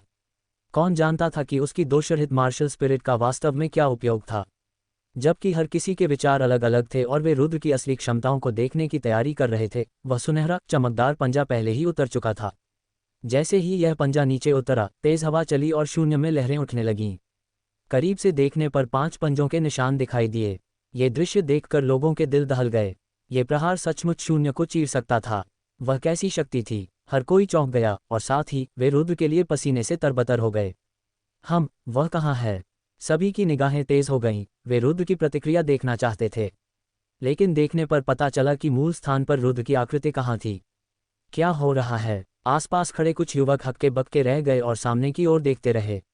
रुद्र अभी तो बिल्कुल भी नहीं हिला, तो फिर अचानक कैसे गायब हो गया? उसकी प्रतिक्रिया क्षमता कितनी शक्तिशाली होगी? अरे देखो, वह तेजपाल के बगल में है। किसी ने अचानक अपने बगल में एक आकृति देखकर कहा। वह आकृति वास्तव में रुद्र थी, जो अपने मूल स्थान से गायब हो गई थी। रुद्र ने अपने पैर से जमीन को धक्का दिया, 3 फीट बगल की ओर खिसका और अपने शरीर को थोड़ा झुकाया। 360 डिग्री के पार्श्व घुमाव के साथ वह तेजपाल के बगल में आ गया और बाल और काफी रोमांचक ढंग से उस भयंकर प्रहार से बच गया। वह बिल्कुल फूलों के बीच खेलती तितली की तरह था, धूल के एक कण को भी नहीं छू रहा था। इसी समय तेजपाल का पंजा चूक गया और उसका पूरा शरीर लगभग अपना संतुलन खो बैठा। ऐसा इसलिए भी था क्योंकि उसकी साधना अच्छी थी और सच्चे सार और शक्ति पर उसका नियंत्रण अद्भुत स्तर पर पहुंच गया था। अन्यथा अगर वह इस तरह आगे की ओर झुक जाता तो जमीन पर गिरना शर्मनाक होता। इस बच्चे की प्रतिक्रिया क्षमता बहुत मजबूत है। उसका हमला विफल होने पर तेजपाल चौंक गया और उसकी आंखों में आश्चर्य की झलक दिखाई दी। अभी अभी उसने साफ देखा कि रुद्र चकमा नहीं दे रहा था। उसका हमला इस बच्चे पर बस आधी सांस की दूरी पर था, लेकिन वह उस निर्णायक क्षण में इससे कैसे बच पाया? इस तरह की प्रतिक्रिया क्षमता शायद केवल कोर फॉर्मेशन रियल्म साधकों के पास ही होती है ना? इससे तेजपाल को रुद्र के प्रति थोड़ी अधिक आशंका महसूस हुई और उसे थोड़ी सी बेचैनी महसूस हुई। अच्छा नहीं, जैसे ही तेजपाल ने अपने दिल से तिरस्कार को दूर करना शुरू किया, उसकी भौहें तन गईं। उसने महसूस किया कि एक शक्तिशाली ऊर्जा ड्रैगन उसकी कमर और पेट की ओर बढ़ रहा है। तुरंत उसके पूरे शरीर के रोंगटे खड़े हो गए। जब उसने देखने के लिए अपना सिर घुमाया तो उसने देखा कि रुद्र के हाथ हिल रहे थे। सच्चा सार एक ड्रैगन और सांप की तरह घूम रहा था, कुंडल बनाकर उसकी कमर और पेट की ओर बढ़ रहा था। झेंग तियानवेई ने तुरंत अपनी साधना तकनीक सक्रिय कर दी। उसके शरीर से सच्चे सार का एक उभार निकला, जो सुनहरी लहरों में बदल गया और उसकी रक्षा करने लगा। ये लहरें घूमती हुई भंवरों की तरह थीं, जो उसे आगे से इस तरह बचा रही थी मानो उसने कवच पहन रखा हो। ये स्पष्टतः एक शक्तिशाली रक्षात्मक साधना तकनीक थी। ये पृथ्वी स्तर की सर्वोच्च रक्षात्मक साधना तकनीक है, गोल्डन पैटर्न ट्विस्टिंग। दूर से किसी ने तकनीक को पहचानते हुए आश्चर्य से कहा। यह साधना तकनीक वस्तुतः स्वर्ण आत्मा शरीर के लिए विशेष रूप से बनाई गई थी। एक बार स्वर्ण ऊर्जा भंवर बन जाने पर वे अनगिनत तीखे ब्लेडों की तरह मत्ते और काटते हुए प्रतीत होते थे। यहाँ तक कि रहस्यमय हथियार भी चूर चूर हो जाते थे। अगर इन्हें पूरी तरह से साधना की जाए तो ये किसी जादुई औजार के प्रहार को भी झेल सकते थे। ये निर्विवाद रूप से शक्तिशाली था। गर्जन। हालांकि इससे पहले कि तेजपाल के ऊर्जा पैटर्न पूरी तरह से बन पाते, ड्रैगन और सांप ने पहले ही उसके शरीर पर भयंकर हमला कर दिया था। जोर। झेंग तियानवेई अपनी रक्षात्मक तकनीक गोल्ड पैटर्न ट्विस्ट को पूरी तरह से लागू कर पाता उससे पहले ही ड्रैगन और सांप ने हमला कर दिया। विशाल ड्रैगन ने सीधे सुनहरे लहरों के एक टुकड़े को चकनाचूर कर दिया और फिर आत्मा सांप ने तेजपाल को कसकर अपनी कुंडली बना ली। टकराना। सुनहरी रोशनी बिखर गई। पहाड़ों और चट्टानों को चीरने की शक्ति रखने वाले अजगर और सांप ने तेजपाल पर सीधा वार किया जिससे वह उड़ गया। उसकी आंतरिक ऊर्जा और रक्त उमड़ पड़ा और वह मुंह में ताज़ा खून थूकने से खुद को रोक नहीं पाया। उसके लंबे बाल बिखरे हुए थे, हवा में लहरा रहे थे जिससे वह बेहद दयनीय लग रहा था।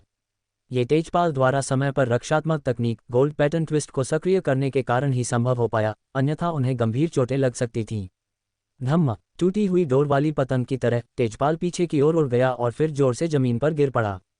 उसके उतरने की आवाज़ बहुत तेज नहीं थी, लेकिन वह सभी के कानों में बिजली की गड़गड़ाहट की तरह गूंज उठी। क्या चल रहा है? वरिष्ठ भाई झेंग हार गए। तेजपाल के पीछे आए दो युवक आश्चर्यचकित थे, उनके चेहरों पर अविश्वास झलक रहा था। इन दोनों में से एक का नाम झाओ जी था, जो सच्चे सार मध्य चरण दाचेंग साधना के साथ था। दूसरे का नाम सलीम था, जिसके पास मध्य अवस्था में सच्चा सार रुद्रचेंग साधना थी। अपनी दृष्टि से उन्हें आदान प्रदान के दौरान होने वाली हर चीज़ को देख पाना चाहिए था, लेकिन उन्हें भी नहीं पता था कि रुद्र ने कैसे बढ़त हासिल कर ली। ये नामुमकिन है। सीनियर भाई झेंग के तैरते बादल के कदम अविश्वसनीय रूप से तेज हैं और साथ में सोना चीरने वाला गहरा हाथ, ये नज़दीकी लड़ाई के लिए एकदम सही है। वह कैसे चूक सकता था? सलीम संदेह से भरा हुआ था, समझ नहीं पा रहा था कि क्या हो रहा है। इस रुद्र ने न केवल बच निकला, बल्कि उसने तेजपाल को भी घायल कर दिया। उसने ये कैसे किया? संबा और पास में खड़े कुछ अन्य प्रतिभाशाली शिष्य जो इस स्थिति को देख रहे थे, सभी दंग रह गए। उन्हें यह अविश्वसनीय लगा। अभी हर कोई उम्मीद कर रहा था कि रुद्र खुद को बेवकूफ़ बनाएगा, और यहाँ तक कि डुआन पायल भी उसके बारे में चिंतित था, इसलिए बहुत कम लोगों ने रुद्र में आए सूक्ष्म बदलावों पर ध्यान दिया। दरअसल उसने पहले से ही सब कुछ सोच समझ कर रखा था। तेजपाल के सभी हमले रुद्र के नियंत्रण में थे। अपनी शक्तिशाली आत्मा की धारणा पर भरोसा करते हुए रुद्र अपने स्तर से ऊपर पूरी तरह से लड़ सकता था। हालांकि रुद्र को उम्मीद नहीं थी कि तेजपाल ने वास्तव में एक रक्षात्मक तकनीक विकसित कर ली है। उसके पिछले हमले में उसे बस मामूली चोट लगी थी, इतनी नहीं कि उसकी लड़ने की क्षमता कम हो जाए, जो काफ़ी परेशानी वाली बात लग रही थी। वरना वह एक वार ही सब कुछ हमेशा के लिए निपटाने के लिए काफ़ी होता। रुद्र से यह वार झेलने के बाद तेजपाल को भी लगा कि यह अप्रत्याशित था। दिल में हैरानी के साथ साथ उसके मुंह के कोने पर एक ठंडी चमक उभरी। इस लड़के की ताकत बस इतनी सी है। अगर मैंने पहले से ही गोल्ड पैटर्न ट्विस्ट तकनीक से अपना बचाव तैयार कर लिया होता तो यह मुझे ज़रा भी नुकसान नहीं पहुंचा पाता। वह बस एक पल की लापरवाही थी। अगली बार मैं इसे आसानी से नहीं छोड़ूंगा। एक पल सोचने के बाद तेजपाल ने अपने मुंह के कोने से खून थूक दिया, फिर धीरे से खड़ा हो गया। उसकी आंखों में थोड़ी सी उग्रता दिख रही थी, क्योंकि वह अपने सामने खड़े रुद्र को घूर रहा था और बोला, अच्छा बच्चा, तुम्हारे पास कुछ कौशल है, लेकिन यह अफसोस की बात है कि तुम्हारी ताकत बहुत कम है। चलो देखते हैं कि मैं तुम्हारे साथ कैसे गंभीरता से खेलता हूँ। एक ठंडी खर्राटों के साथ तेजपाल की हथेली युआन क्यूई से लिपट गई। उसकी मध्यमा उंगली में पहनी अंगूठी पर एक रोशनी चमकी और अचानक एक हथियार प्रकट हुआ। इसके बाद एक गहन आभा विक्षेप भी हवा में व्याप्त हो गया। यह एक सुनहरा लंबा भाला था जो लगभग 7 फुट 7 इंच लंबा था, जिस पर रनस खुदे हुए थे, जिससे ये प्राचीन दिखता था। लंबे भाले से निकलने वाली आभा को देखते हुए ये स्पष्ट रूप से एक धर्मकलाकृति थी। भाले पर ध्यान दो। तेजपाल ने लंबा भाला थाम रखा था, उसका पूरा आभामंडल तेजी से बदल रहा था। उसके लंबे बाल हवा में लहरा रहे थे और भाले की चमकदार सुनहरी रोशनी में वह वीर और ओजस्वी लग रहा था। अस्पष्ट रूप से उसके शरीर से आभामंडल का एक तेज उतार चढ़ाव फैल रहा था। एक ठंडी खर्राट के बाद तेजपाल ने अपनी हथेली हिलाई। लंबे भाले पर रोशनी टिमटिमा उठी और एक शक्तिशाली आभा का उतार चढ़ाव भाले की नोक पर केंद्रित होने लगा। उस उतार चढ़ाव के तहत शून्य थोड़ा कांपा और भाले की नोक शून्य को भेदने में सक्षम गति संचित करती हुई प्रतीत हुई। स्वर्ण युआन नौ रूप शून्य को भेदता स्वर्ण भाला।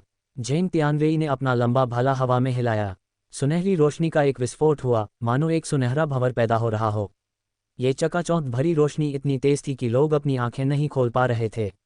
अगले ही पल भाले की एक रोशनी शून्य को भेदते हुए रुद्र की ओर बढ़ गई। जब भाला फेंका गया तो उसकी सुनहरी रोशनी लोगों की आंखों में चुभ रही थी। अब इतने जोरदार प्रहार के साथ इस हमले का सामना करना नामुमकिन था। लड़ने से पहले ही 3 हिस्सों से हारना पड़ता था।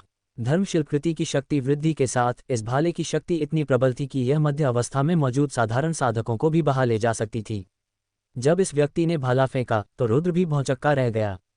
धर्म कलाकृति। रुद्र की भौहें सिकुड़ गईं और उसकी आंखों में गंभीरता का भाव उभर आया। फिर उसने अपना शरीर हिलाया, एक प्रतिरूप में बदल गया और भाले से बाल बाल बच गया। ऐसा इसलिए भी था क्योंकि उसकी आत्मिक शक्ति अत्यंत प्रबल थी। वह बिना आंखों का उपयोग किए भी भाले की रोशनी की दिशा भांप सकता था। अन्यथा सुनहरे प्रकाश से क्षण भर के लिए अंधा हो जाना, जिससे उसकी दृष्टि प्रभावित होती, उसे खतरे में डालने और तेजपाल के भाले से घायल होने के लिए पर्याप्त होता। हमें ये जानना चाहिए कि विशेषज्ञों के बीच युद्ध में एक क्षण की भी सुस्ती या लापरवाही साधक को करारी हार का कारण बन सकती है। फिर से चकमा दिया। तेजपाल की भौहें सिकुड़ गईं। इस बच्चे की समझ इतनी मजबूत कैसे है?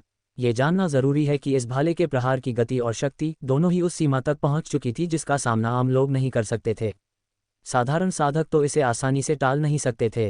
हालांकि इस शाओ युन ने इसे आसानी से टाल दिया और उसके भाले की रोशनी से उत्पन्न प्रचंड हवा भी उसे प्रभावित नहीं कर सकी।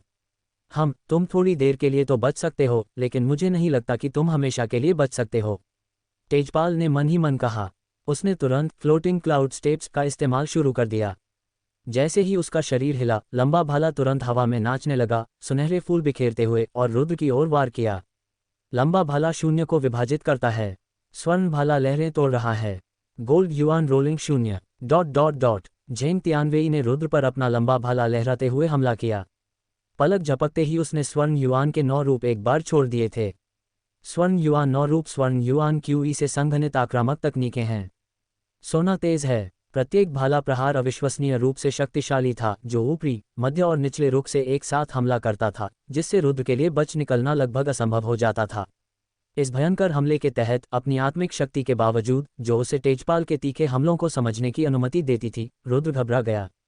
भाले की छाया में उसका शरीर लगातार हिल रहा था और वह काफी अस्त व्यस्त दिखाई दे रहा था। ड्रैगन सांप पूंछ कोड़ा, अग्नि बादल पाम, ज्वलंत पागल शेर सील। रुद्र ने तेज भाले की रोशनी से बचाव के लिए विभिन्न मार्शल आर्ट का प्रयोग किया, लेकिन फिर भी उसे बिना किसी चोट के पीछे हटना मुश्किल लगा। ये धर्म कलाकृति बहुत मजबूत थी और तेजपाल के सच्चे सार मध्य चरण दाचेंग क्षेत्र के साथ मिलकर वह रुद्र के लिए बिल्कुल भी मुकाबला नहीं था। धर्म कलाकृति का उपयोग करने वाले एक सच्चे सार मध्य अवस्था साधक की शक्ति बहुत अधिक होती है। अगर मैं आत्मा शमन भाले का उपयोग नहीं करूंगा तो मुझे डर है कि जीतना मुश्किल हो जाएगा। भाले की रोशनी को रोकते हुए रुद्र मन ही मन विचार करने से खुद को रोक नहीं पाया और दुश्मन से निपटने की रणनीति पर विचार करने लगा। उस समय की युहाओं के साथ उसकी लड़ाई पूरी तरह से आत्मा शमन भाले की मदद से हुई थी, लेकिन वर्तमान स्थिति अलग थी। वह आसानी से इस तुरुप के पत्ते को उजागर नहीं कर सकता था, अन्यथा रहस्य उजागर हो जाता, और अगर दूसरे तैयार होते तो आत्मा शमन भाले का इस्तेमाल आश्चर्यजनक जीत के लिए करना मुश्किल होता। आखिरकार यह मल्लप संप्रदाय था और तेजपाल के साथ उसकी लड़ाई तो बस एक मामूली मुकाबला था। वह उसे मार नहीं सकता था, वरना उसे उच्च अधिकारियों का कोपभाजन बनना पड़ता। रुद्र अभी भी इतना समझता था। मुझे क्या करना चाहिए? रुद्र अपने दिल में सोचता रहा। स्विश! अचानक एक भाले जैसी रोशनी चमकी जो रुद्र के हृदय की रेखा की ओर चुभ रही थी। इतनी जल्दी? रुद्र ने भौहें चढ़ाईं। चूंकि वह क्षण भर के लिए विचलित था, इसलिए उसे इस हमले का पहले से अंदाजा ही नहीं था। अचानक उसने अपना शरीर नीचे कर लिया, उसके पैरों के नीचे सच्चा सार बह रहा था और वह तेजी से एक तरफ खिसक गया। फिर भी भाले की रोशनी के बल से उसका दाहिना कंधा अभी भी छू गया था। उसके कपड़े फट गए और खून की एक धार ने तुरंत उसके लबादे को दाग दिया। हे, चलो देखते हैं तुम कहाँ छिप सकते हो। रुद्र को घायल देखकर तेजपाल उत्साहित होकर हंसा। अभी अभी उसने लगभग पूरी ताकत से हमला किया था और उसे 10 चालों में ही इस रुद्र को गिरा देना चाहिए था, लेकिन प्रतिद्वंद्वी हमेशा भविष्य का अनुमान लगाने में सक्षम प्रतीत होता था और चतुराई से एक के बाद एक उन तीखे हमलों से बचता रहा। इससे तेजपाल बेहद निराश हो गया। ये सफल प्रहार आखिरकार एक अच्छी शुरुआत थी। मेरा स्वर्ण युआन भाला एक निम्न श्रेणी का मध्यम स्तरीय धर्म कलाकृति है, इसकी शक्ति असाधारण है। हाँ, रुद्र, देखते हैं तुम और कितने हमलों का सामना कर सकते हो। तेजपाल की आंखें सिकुड़ गईं, उसके कदम ऐसे चल रहे थे जैसे वह तैरते बादलों पर चल रहा हो, मानो वह हवा के साथ बह जाएगा। लंबा भाला हिलता हुआ, तुरंत प्रकाश की कई किरणें बिखेरता हुआ, रुद्र के बाएं और दाएं पीछे हटने के रास्ते रोक रहा था। उसके हमले की गति और उसकी चालों की निर्ममता देखकर बस आश्चर्य ही हो रहा था। क्या सीनियर भाई रुद्र अब भी इसे संभाल पाएंगे? पायल की नाजुक भौहें कसी हुई थीं, उसके जैद जैसे हाथ भींचे हुए थे और वह बेहद घबराई हुई लग रही थी। हालांकि रुद्र अभी तक गंभीर संकट में नहीं था, लेकिन अभी अभी हुई बातचीत से ऐसा लग रहा था कि उसके पास तेजपाल से मुकाबला करने का कोई जरिया नहीं है। आखिरकार तेजपाल रुद्र से एक छोटा सा क्षेत्र ऊपर था और उसके हाथ में एक धर्म कलाकृति थी। उनके बीच का अंतर बहुत बड़ा था। लगता है ये रुद्र बस यूं ही है, बस जल्दी जल्दी प्रतिक्रिया दे रहा है।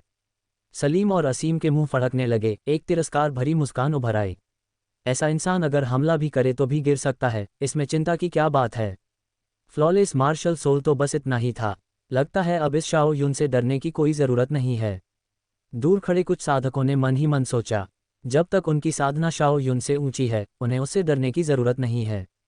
अगर उन्हें कुछ उच्च स्तरीय धर्म कलाकृतियां प्राप्त करने का मौका मिले तो यह निश्चित नहीं था कि कौन किससे सावधान रहेगा। उसका धर्म सिद्धांत बहुत मजबूत है, ये काम नहीं करेगा, मुझे उसका धर्म सिद्धांत तोड़ना ही होगा। तेजपाल के हमले का सामना करते हुए रुद्र की आंखें सिकुड़ गईं, उसका मन घूम गया और उसने तुरंत एक निर्णय लिया। उसका मन चला गया और उसकी चेतना के सागर से एक शक्तिशाली आत्मा उतार उमड़ पड़ा। यह आत्मा का उतार चढ़ाव प्रबल था, फिर भी बहुत सूक्ष्म। रुद्र ने इसे पूरी तरह से सघन कर दिया और तेजी से तेजपाल की ओर बढ़ गया। हे मेरे लिए घुटने टेक दो। इसी समय तेजपाल को रुद्र में एक खामी नजर आई। वह उछल पड़ा, लंबा भाला थामे और हवा से नीचे वार किया।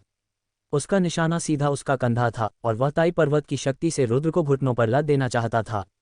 लंबे भाले की रोशनी किसी दिव्य अस्त्र की तरह टिमटिमा रही थी।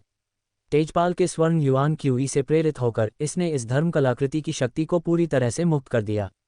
लेकिन उसी क्षण रोशनी अचानक थोड़ी रुक गई और तेजपाल को एक गहरा उतार चढ़ाव महसूस हुआ। ये दबाव क्या है? आत्मा की शक्ति उसके मन पर आक्रमण करने से पहले ही तेजपाल ने अपने दिल में कंपन महसूस किया। सदमे में उसने जल्दी से अपने मन को संभाला और अपने आध्यात्मिक मंच की रक्षा की। उसी समय सच्चा सार उसके शरीर के चारों ओर प्रवाहित हुआ और सुनहरे तरंगों के धब्बों में परिवर्तित होकर उसके पूरे शरीर की रक्षा करने लगा। ये वास्तव में स्वर्ण पैटर्न ट्विस्ट था, एक रक्षात्मक तकनीक। अगर इसे दाचेंग तक साधा जाए तो यह एक सुनहरे कवच में बदल सकता है। जोड़। जैसे ही सुनहरा पैटर्न संघनित हुआ, उसने तुरंत तेजपाल के पूरे शरीर को ढक लिया, जिससे उसका मन स्थिर हो गया। हालांकि इस देरी के दौरान रुद्र ने पहले ही तीखे हमले से बचने का मौका पा लिया था और तेजपाल के पास पहुंच गया था। उसके हाथों के एक झटके से उसके भीतर से आग की एक प्रचंड धारा बह निकली और एक बैंगनी जादुई मुहर तुरंत संघनित हो गई। ज्वलंत पागल शेर सील। जैसे ही तेजपाल ने आत्मा के हमले को रोकने के लिए गोल्डन पैटर्न वीव रक्षात्मक तकनीक का इस्तेमाल किया, रुद्र की ज्वलंत पागल शेर की मुहर पहले ही आ पहुंची, जिसमें अग्नि तत्व की एक प्रचंड शक्ति थी और उसे दबा रही थी। जादुई मुहर के भीतर एक बैंगनी शेर दहाड़ता हुआ तेजपाल की ओर झपटा। मेरे लिए तोड़ दो, तेजपाल ने अपनी बांह हिलाते हुए थोड़ा भौहें चढ़ाईं। तुरंत सुनहरी रोशनी चमक उठी, मानो कोई लोहे का पंजा शून्य को चीरता हुआ सीधे ज्वलंत पागल शेर पर वार कर रहा हो। तीखा पंजा इतना प्रभावशाली था कि शून्य को भी चीरने में सक्षम लग रहा था। इस हमले से ज्वलंत पागल शेर की मुहर तुरंत टूट गई। आखिरकार तेजपाल के पास अंतिम चरण के ऊर्जा प्रवाह स्तर का साधना आधार था, जिसकी तुलना सामान्य लोग नहीं कर सकते थे। हालांकि इस संक्षिप्त क्षण में रुद्र का शरीर तेजपाल के हमले की सीमा से बचकर फिसल गया। जिस क्षण से उसने अभी अभी अपना कदम उठाया था, तेजपाल ने लगातार मारक चालें शुरू कर दी थीं, जिससे रुद्र को सांस लेने का लगभग कोई मौका नहीं मिला। तुम तो सच में बच गए, तेजपाल ने थोड़ा भौहें चढ़ाईं, पहले के अकथनीय आत्मिक दबाव से कुछ हद तक हतप्रभ। लेकिन रुद्र को पीछे हटते देखकर उसका दिल हल्का हो गया। उसने सोचा कि शायद इस लड़के में ज्यादा क्षमता नहीं है, वरना ये जीत की तलाश में क्यों नहीं जाता। वरिष्ठ भाई रुद्र, क्या आप बुरी तरह घायल हैं? रुद्र को पीछे हटते देख पायल जल्दी से उससे मिलने गई। उसके कंधे से अभी भी बहता खून देखकर उसकी खूबसूरत आंखें झपक गईं और उसका दिल दुख गया। उनके बीच ज्यादा बातचीत नहीं हुई, फिर भी यह युवक उसके लिए आगे आने को तैयार था। ऐसी दोस्ती वाकई दिल को छू लेने वाली थी, खासकर युद्ध के दौरान लियू जोंग के भाग जाने के उलट। पायल इस दोस्ती के महत्व को और भी बेहतर समझ रही थी। ये सिर्फ आगे बढ़ने का एक साधारण काम नहीं था। मैं ठीक हूँ, बस कुछ मांस के घाव हैं। रुद्र ने कुछ सांसें ली, फिर मंद मुस्कान के साथ उदासीनता से कहा, तुम्हारा खून बह रहा है, तुम ठीक कैसे हो? पायल की नाजुक भौहें सिकुड़ गईं, उसकी छोटी नाक सिकुड़ गई और उसकी जीवंत आंखें चिंता से धुंधली हो गईं जब वह रुद्र को घूर रही थी। उसका नाजुक और सुंदर जैद जैसा चेहरा और उसकी छोटी और जीवंत उपस्थिति देखकर रुद्र का दिल थोड़ा सा हिल गया। ये रूप उसकी बहन रुद्र पायल से कितना मिलता जुलता था। तभी पायल ने तुरंत हीमोस्टेटिक पाउडर की एक शीशी निकाली और उसे रुद्र के खून बहते कंधे पर छिड़क दिया। उसकी हरकतें हल्की और काफी गंभीर लग रही थीं। रुद्र ने मन ही मन आह भरी, अपनी बहन के बारे में सोचने से खुद को रोक नहीं पाया। मुझे आश्चर्य है कि क्या वह स्नो हेवन सेक्ट में अच्छा कर रही होगी। ये भी इसलिए था क्योंकि डुआन पायल की शक्ल उसकी बहन से कुछ मिलती जुलती थी, इसलिए रुद्र ने निर्णायक रूप से आगे कदम बढ़ाया था। जरा सोचिए, अगर हर कोई सत्ता से डरता और ऐसी परिस्थितियों का सामना करते हुए आगे बढ़ने की हिम्मत नहीं करता, तो क्या होगा जब उनके अपने ही अपनों को धमकाया जाएगा और वे उनके साथ नहीं होंगे। अपनी बहन के लिए भी रुद्र को कदम उठाना पड़ा। कम से कम उसे अंदर से अच्छा महसूस होगा। बच्चे, क्या तुम सिर्फ छिप सकते हो? इस क्षण तेजपाल ने होश संभाला। उसने अपना लंबा भाला हिलाया और उसकी शक्तिशाली धार ने सीधे रुद्र की हथेली में लगी आग की धारा को चकनाचूर कर दिया। डुआन पायल को रुद्र पर दर्द भरी नजरों से दवा छिड़कते देखकर वह गुस्से से भर गया। वह दहाड़ा, हमारे समझौते को मत भूलना, तुम्हें मुझे हराना ही होगा, वरना। हे, उसका मतलब स्पष्ट था, यदि रुद्र उसे नहीं हराता तो डुआन पायल उसकी हो जाएगी। झेंग तियानवेई का मानना था कि अपने चाचा के संपर्कों और पायल को कुछ लाभ देकर इस सुंदरी को जीतना आसान होगा। आखिरकार कोर हॉल में प्रवेश करने के लिए भी कड़ी प्रतिस्पर्धा थी और अगर कोई बुजुर्ग मदद करे तो सब कुछ बहुत आसान हो जाएगा। इस प्रलोभन को कौन अस्वीकार कर सकता है? इसके अलावा वह तेजपाल एक परिष्कृत आचरण वाला प्रतिभाशाली शिष्य भी था। झेंग तियानवेई को अपने बगल में चिल्लाते हुए देखकर रुद्र ने अपनी भौं को थोड़ा ऊपर उठाया, फिर पायल को एक तरफ खड़े होने का इशारा किया। वरिष्ठ भाई जियो, कृपया इसकी चिंता न करें। ये देखकर कि रुद्र फिर से कार्रवाई करने के लिए तैयार लग रहा था, पायल की पलकें कांप उठी, उसकी आंखें धुंधली हो गईं और एक सिसकी के संकेत के साथ उसने कहा, चिंता मत करो, मैं इस व्यक्ति के सामने झुकने के बजाय मरना पसंद करूंगी। आपको बस जाने और हॉल मास्टर जियांग को खोजने की जरूरत है। लेकिन मन ही मन वह जानती थी कि हॉल मास्टर जियांग इन मामलों में ज्यादा दखलंदाजी नहीं करेंगे, क्योंकि तेजपाल के पीछे एक बड़े चाचा थे। बिना किसी ठोस कारण के कौन उसकी मदद करने को तैयार होगा? यहाँ शायद रुद्र के अलावा ज्यादा लोग आगे आने की हिम्मत नहीं कर रहे थे। डुआन पायल की आंखों में आंसू और उसकी नाजुक कमजोर उपस्थिति को देखकर रुद्र का दिल दुख गया। लड़की की अभिव्यक्ति और आचरण उसकी बहन पायल से कितने मिलते जुलते थे। दोनों का नाम लिंग र रखा गया, शायद यही भाग्य था। रुद्र ने गहरी सांस ली और अपने दिल की भावनाओं को दबा लिया। फिर उसकी नज़रें तेज हो गईं और उसने कहा, चिंता मत करो, मैं आज इस मामले को संभाल लूंगा। जब तक मैं रुद्र यहाँ हूँ कोई तुम्हें धमका नहीं पाएगा, कोई तुम्हें धमका नहीं सकता। जब उसने आखिरी वाक्य कहा तो रुद्र को यह नहीं पता था कि वह ये पायल से कह रहा है या अपनी बहन जियोलिंग र से, जिसे वह दिल से याद करता था। लेकिन उसने पहले ही अपने दिल में यह निर्णय कर लिया था कि उसे इस मामले को अंत तक ले जाना होगा।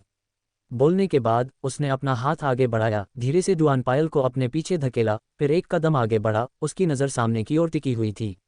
अभी मैं एक पल के लिए लापरवाह हो गया था, जिसका फायदा तुम उठा पाए। चूंकि तुम मेरी ताकत देखना चाहते हो तो अगली बार मैं पूरी ताकत से लड़ूंगा। रुद्र का स्वर तीखा था, उसकी तलवार जैसी आंखें सामने खड़े तेजपाल को गौर से घूर रही थीं।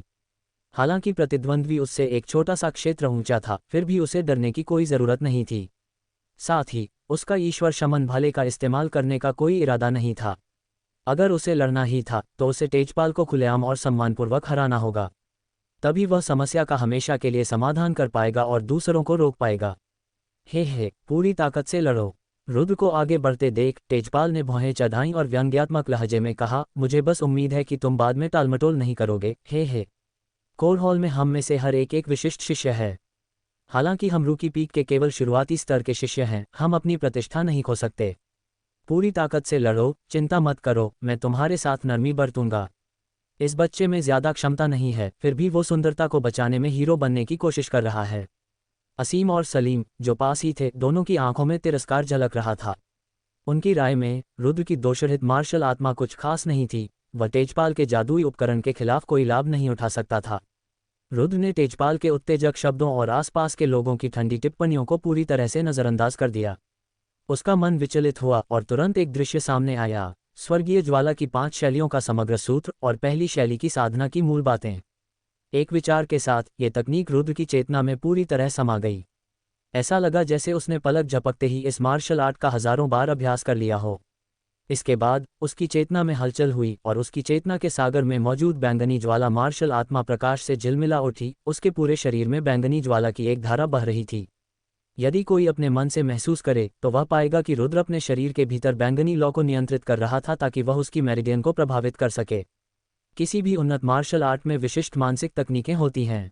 इसे विकसित करने और मार्शल आर्ट के सार को पूरी तरह से उजागर करने के प्रभाव को प्राप्त करने के लिए व्यक्ति को शरीर में विशिष्ट मेरिडियन नाड़ियों को खोलना होगा। यदि व्यक्ति के पास केवल चालें हैं और मानसिक तकनीक नहीं है तो भले ही वह इसे विकसित करे, ये केवल दिखावा होगा। भिन्न भिन्न बैंगनी लौ बेहद प्रचंड थी।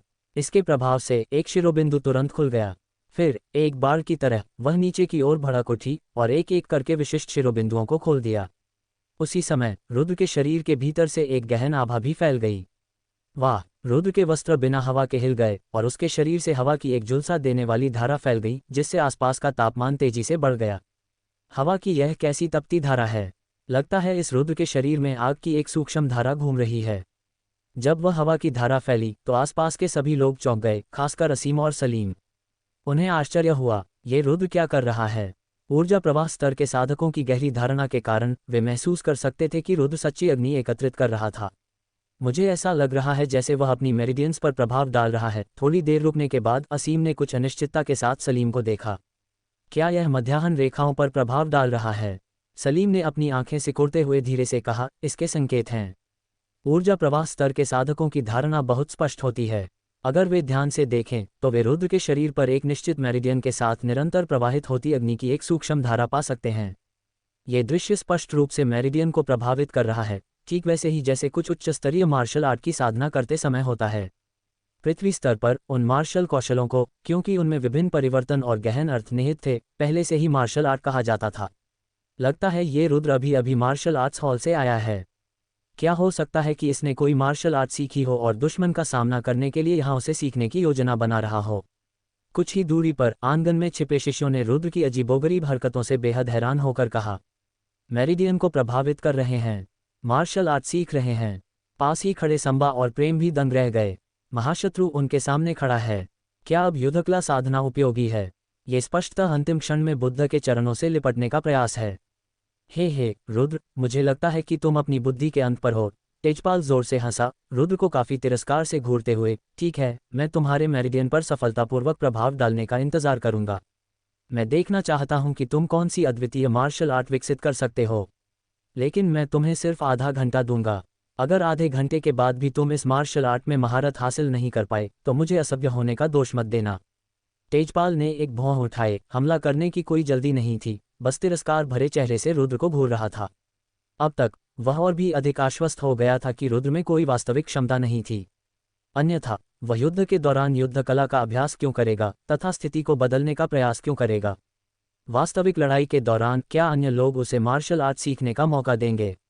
वह अब हमला करने की जल्दी में नहीं था, इसलिए नहीं कि वह महान था, बल्कि इसलिए कि वह अपनी अच्छी छवि बनाना चाहता था। आखिरकार सुंदरता की उपस्थिति से ये भी पता चल सकता है कि वह कितना उदार था। बेशक सबसे महत्वपूर्ण बात यह थी कि उसने पहले ही रुद्र को समझ लिया था और वह निडर था। यही कारण था कि वह इतना घमंडी था। इंतजार करने की जरूरत नहीं, तुम अभी हमला कर सकते हो। तभी रुद्र ने अचानक ऊपर देखा और उसके शरीर से अग्नि तत्व की एक शक्तिशाली आभा फैल गई। पूरा शून्य उस प्रचंड अग्नि तत्व के नीचे मुड़ गया और कांप उठा। पिछले 2 सांसों में ही उसकी मेरिडियन खुल गई थी। इतनी जल्दी? रुद्र की आभा में नाटकीय परिवर्तन देखकर सलीम और अन्य सभी दंग रह गए। कितने दिन हो गए? कृपया मासिक और अनुशंसा वोट के साथ अपना समर्थन दें। जोड़: किसी भी मार्शल आर्ट का प्रारंभिक चरण अत्यंत महत्वपूर्ण होता है और उसे नज़रअंदाज नहीं किया जा सकता। वह इतनी आसानी से अपनी मेरिडियंस को कैसे भेद पाया? वह पहले ही अपनी मेरिडियंस को तोड़ने में कामयाब हो चुका है। तेजपाल ने भौहें चढ़ाईं, उसकी आंखों में आश्चर्य की एक झलक दिखाई दी। ये गति उसकी कल्पना से भी परे थी। हालांकि बस इतना ही था। अगर वह अपनी मेरिडियंस को तोड़ने में कामयाब भी हो गया तो भी मार्शल आर्ट का सार समझना कितना आसान हो सकता है। झेंग तियानवेई ने अपनी धर्म कलाकृति को पकड़ रखा था, अपनी भौहें ऊपर उठा रखी थीं। वह रुद्र से पूरी तरह निडर थे। अब मुझे तुमसे लड़ने दो। अपनी मेरिडियंस को सफलतापूर्वक भेदने के बाद रुद्र का आत्मविश्वास बढ़ गया। तुरंत उसके सामने रोशनी और परछाई टिमटिमाने लगी और एक लंबा परशु प्रकट हुआ। परशु पूरी तरह से लाल रंग का था, मानो लपटें जल रही हों और एक झुलसाने वाली आभा बिखेर रही हों। ध्यान से देखने पर पता चला कि हाल्बर्ट का शरीर क्षतिग्रस्त था, उस पर शल्कों जैसे पैटर्न थे तथा हवा में एक प्राचीन आभा फैली हुई थी। जिस क्षण परशु प्रकट हुआ, आसपास की हवा में अचानक परिवर्तन हो गया। वह बेचैन हो गई। संबा और आसपास खड़े दूसरे लोगों को सांसें थमसी गईं। ऐसा लग रहा था मानो कोई अदृश्य दबाव उन पर धीरे धीरे पड़ रहा हो। इस समय सभी की पुतलियां अचानक सिकुड़ गईं और वे रुद्र के हाथ में क्षतिग्रस्त परशु को गौर से देखने लगे। क्या ये धर्म कलाकृति है? सलीम ने संदेह और आश्चर्य से पूछा। उसने ये कबाड़ कहाँ से खोद कर निकाला? असीम ने भौहें सिकोड़ लीं। क्षतिग्रस्त परशु की आभा से थोड़ा हिल गए। उसकी आभा से ये स्पष्ट रूप से असाधारण लग रहा था। हालांकि परशु पर टूटे हुए पैटर्न और यहाँ तक कि उसके ब्लेड में एक दरार देखकर जो अपनी धार खो चुकी थी, उसने झट से अपना सिर हिला दिया। क्या ऐसे हथियार को फिर भी धर्म की कलाकृति माना जा सकता है? एक क्षतिग्रस्त कलाकृति? पास खड़े संबा और प्रेम भी दंग रह गए। क्या सीनियर भाई रुद्र इस क्षतिग्रस्त कलाकृति का इस्तेमाल तेजपाल की धर्म कलाकृति से निपटने के लिए करने की योजना बना रहे हैं? ये बात उन्हें कुछ अवास्तविक लगी। हालांकि रुद्र के क्षतिग्रस्त परशु में एक असाधारण आभा थी, लेकिन उस पर बने पैटर्न टूटे हुए थे, जिससे धर्म कलाकृति की उचित शक्ति को प्रकट करना मुश्किल हो रहा था। तेजपाल के हाथ में मौजूद अक्षुवण धर्म कलाकृति का वह मुकाबला कैसे कर सकता था? धर्म कलाकृति में जरा सी भी खराबी उसकी शक्ति के प्रकटीकरण को प्रभावित कर सकती थी। वरिष्ठ भाई रुद्र, पास खड़ी पायल ने अपनी खूबसूरत आंखें झपकाईं, उसके खूबसूरत चेहरे पर आंसू बह रहे थे। उसने कभी नहीं सोचा था कि रुद्र उसके लिए किसी से लड़ने के लिए क्षतिग्रस्त कलाकृति का उपयोग करने तक जाएगा। ऐसा कुछ करने के लिए किसी की भावनाएं कितनी गहरी होनी चाहिए। पायल ने अपने मोती जैसे दांतों से अपने होंठ काटे, उसकी धुंधली आंखें उस युवक की ओर देख रही थीं। उसके दिल में एक अजीब सी भावना उठी, मानो वह उसे अपने मन में गहराई से उकेर लेना चाहती हो। इस दुनिया में जहां मार्शल आर्ट का बोलबाला है और सब कुछ स्वार्थ पर आधारित है, शायद सिर्फ यही युवक उसके साथ ऐसा व्यवहार करेगा। रुद्र पायल के विचारों में आए बदलावों से अनजान था। उसने क्षतिग्रस्त परशु को अपने हाथ से कसकर पकड़ लिया और अपने शरीर में गुप्त रूप से सच्ची अग्नि का संचार करने लगा, उसे परशु में प्रवाहित करने की कोशिश कर रहा था। जब सच्ची अग्नि परशु में सफलतापूर्वक प्रवाहित हो गई, तभी वह स्वर्गीय ज्वाला के 5 रूपों की शक्ति को मुक्त कर सका। जहां तक इस क्षतिग्रस्त परशु का प्रश्न है, यह कोई और नहीं बल्कि स्वर्गीय ज्वाला परशु था, जिसे रुद्र ने उस समय स्वर्गीय ज्वाला विरासत में प्राप्त किया था। तुम इस क्षतिग्रस्त परशु से मुझसे लड़ना चाहते हो? तेजपाल ने रुद्र के हाथ में क्षतिग्रस्त परशु पर नजर डाली। पहले तो वह उसकी आभा से थोड़ा हिल गया था, लेकिन जब उसे पता चला कि लाल परशु के रून टूट गए हैं और वह बुरी तरह क्षतिग्रस्त हो गया है, तो उसे अब कोई चिंता नहीं रही। झेंग तियानवेई के पास स्वयं भी धर्म संबंधी कलाकृतियां थीं और स्वाभाविक रूप से वह उनके बारे में कुछ सरल सिद्धांतों को जानता था। सबसे पहले, किसी धर्म कलाकृति में इस्तेमाल की जाने वाली सामग्री बहुत महत्वपूर्ण होती है और उसकी गुणवत्ता निर्धारित कर सकती है। हालांकि सबसे महत्वपूर्ण पहलू उस पर उकेरे गए रून होते हैं। ये किसी धर्म कलाकृति की कुंजी होते हैं। अगर किसी धर्म कलाकृति पर लगे रून घिस गए हैं या बुरी तरह टूट गए हैं, तो उसकी शक्ति कम हो जाएगी। रुद्र का लाल परशु साफ तौर पर इतना क्षतिग्रस्त हो गया था कि वह लगभग कबाड़ जैसा हो गया था। वह उससे कैसे लड़ सकता था? बहुत हो गई बकवास, अब आगे बढ़ो।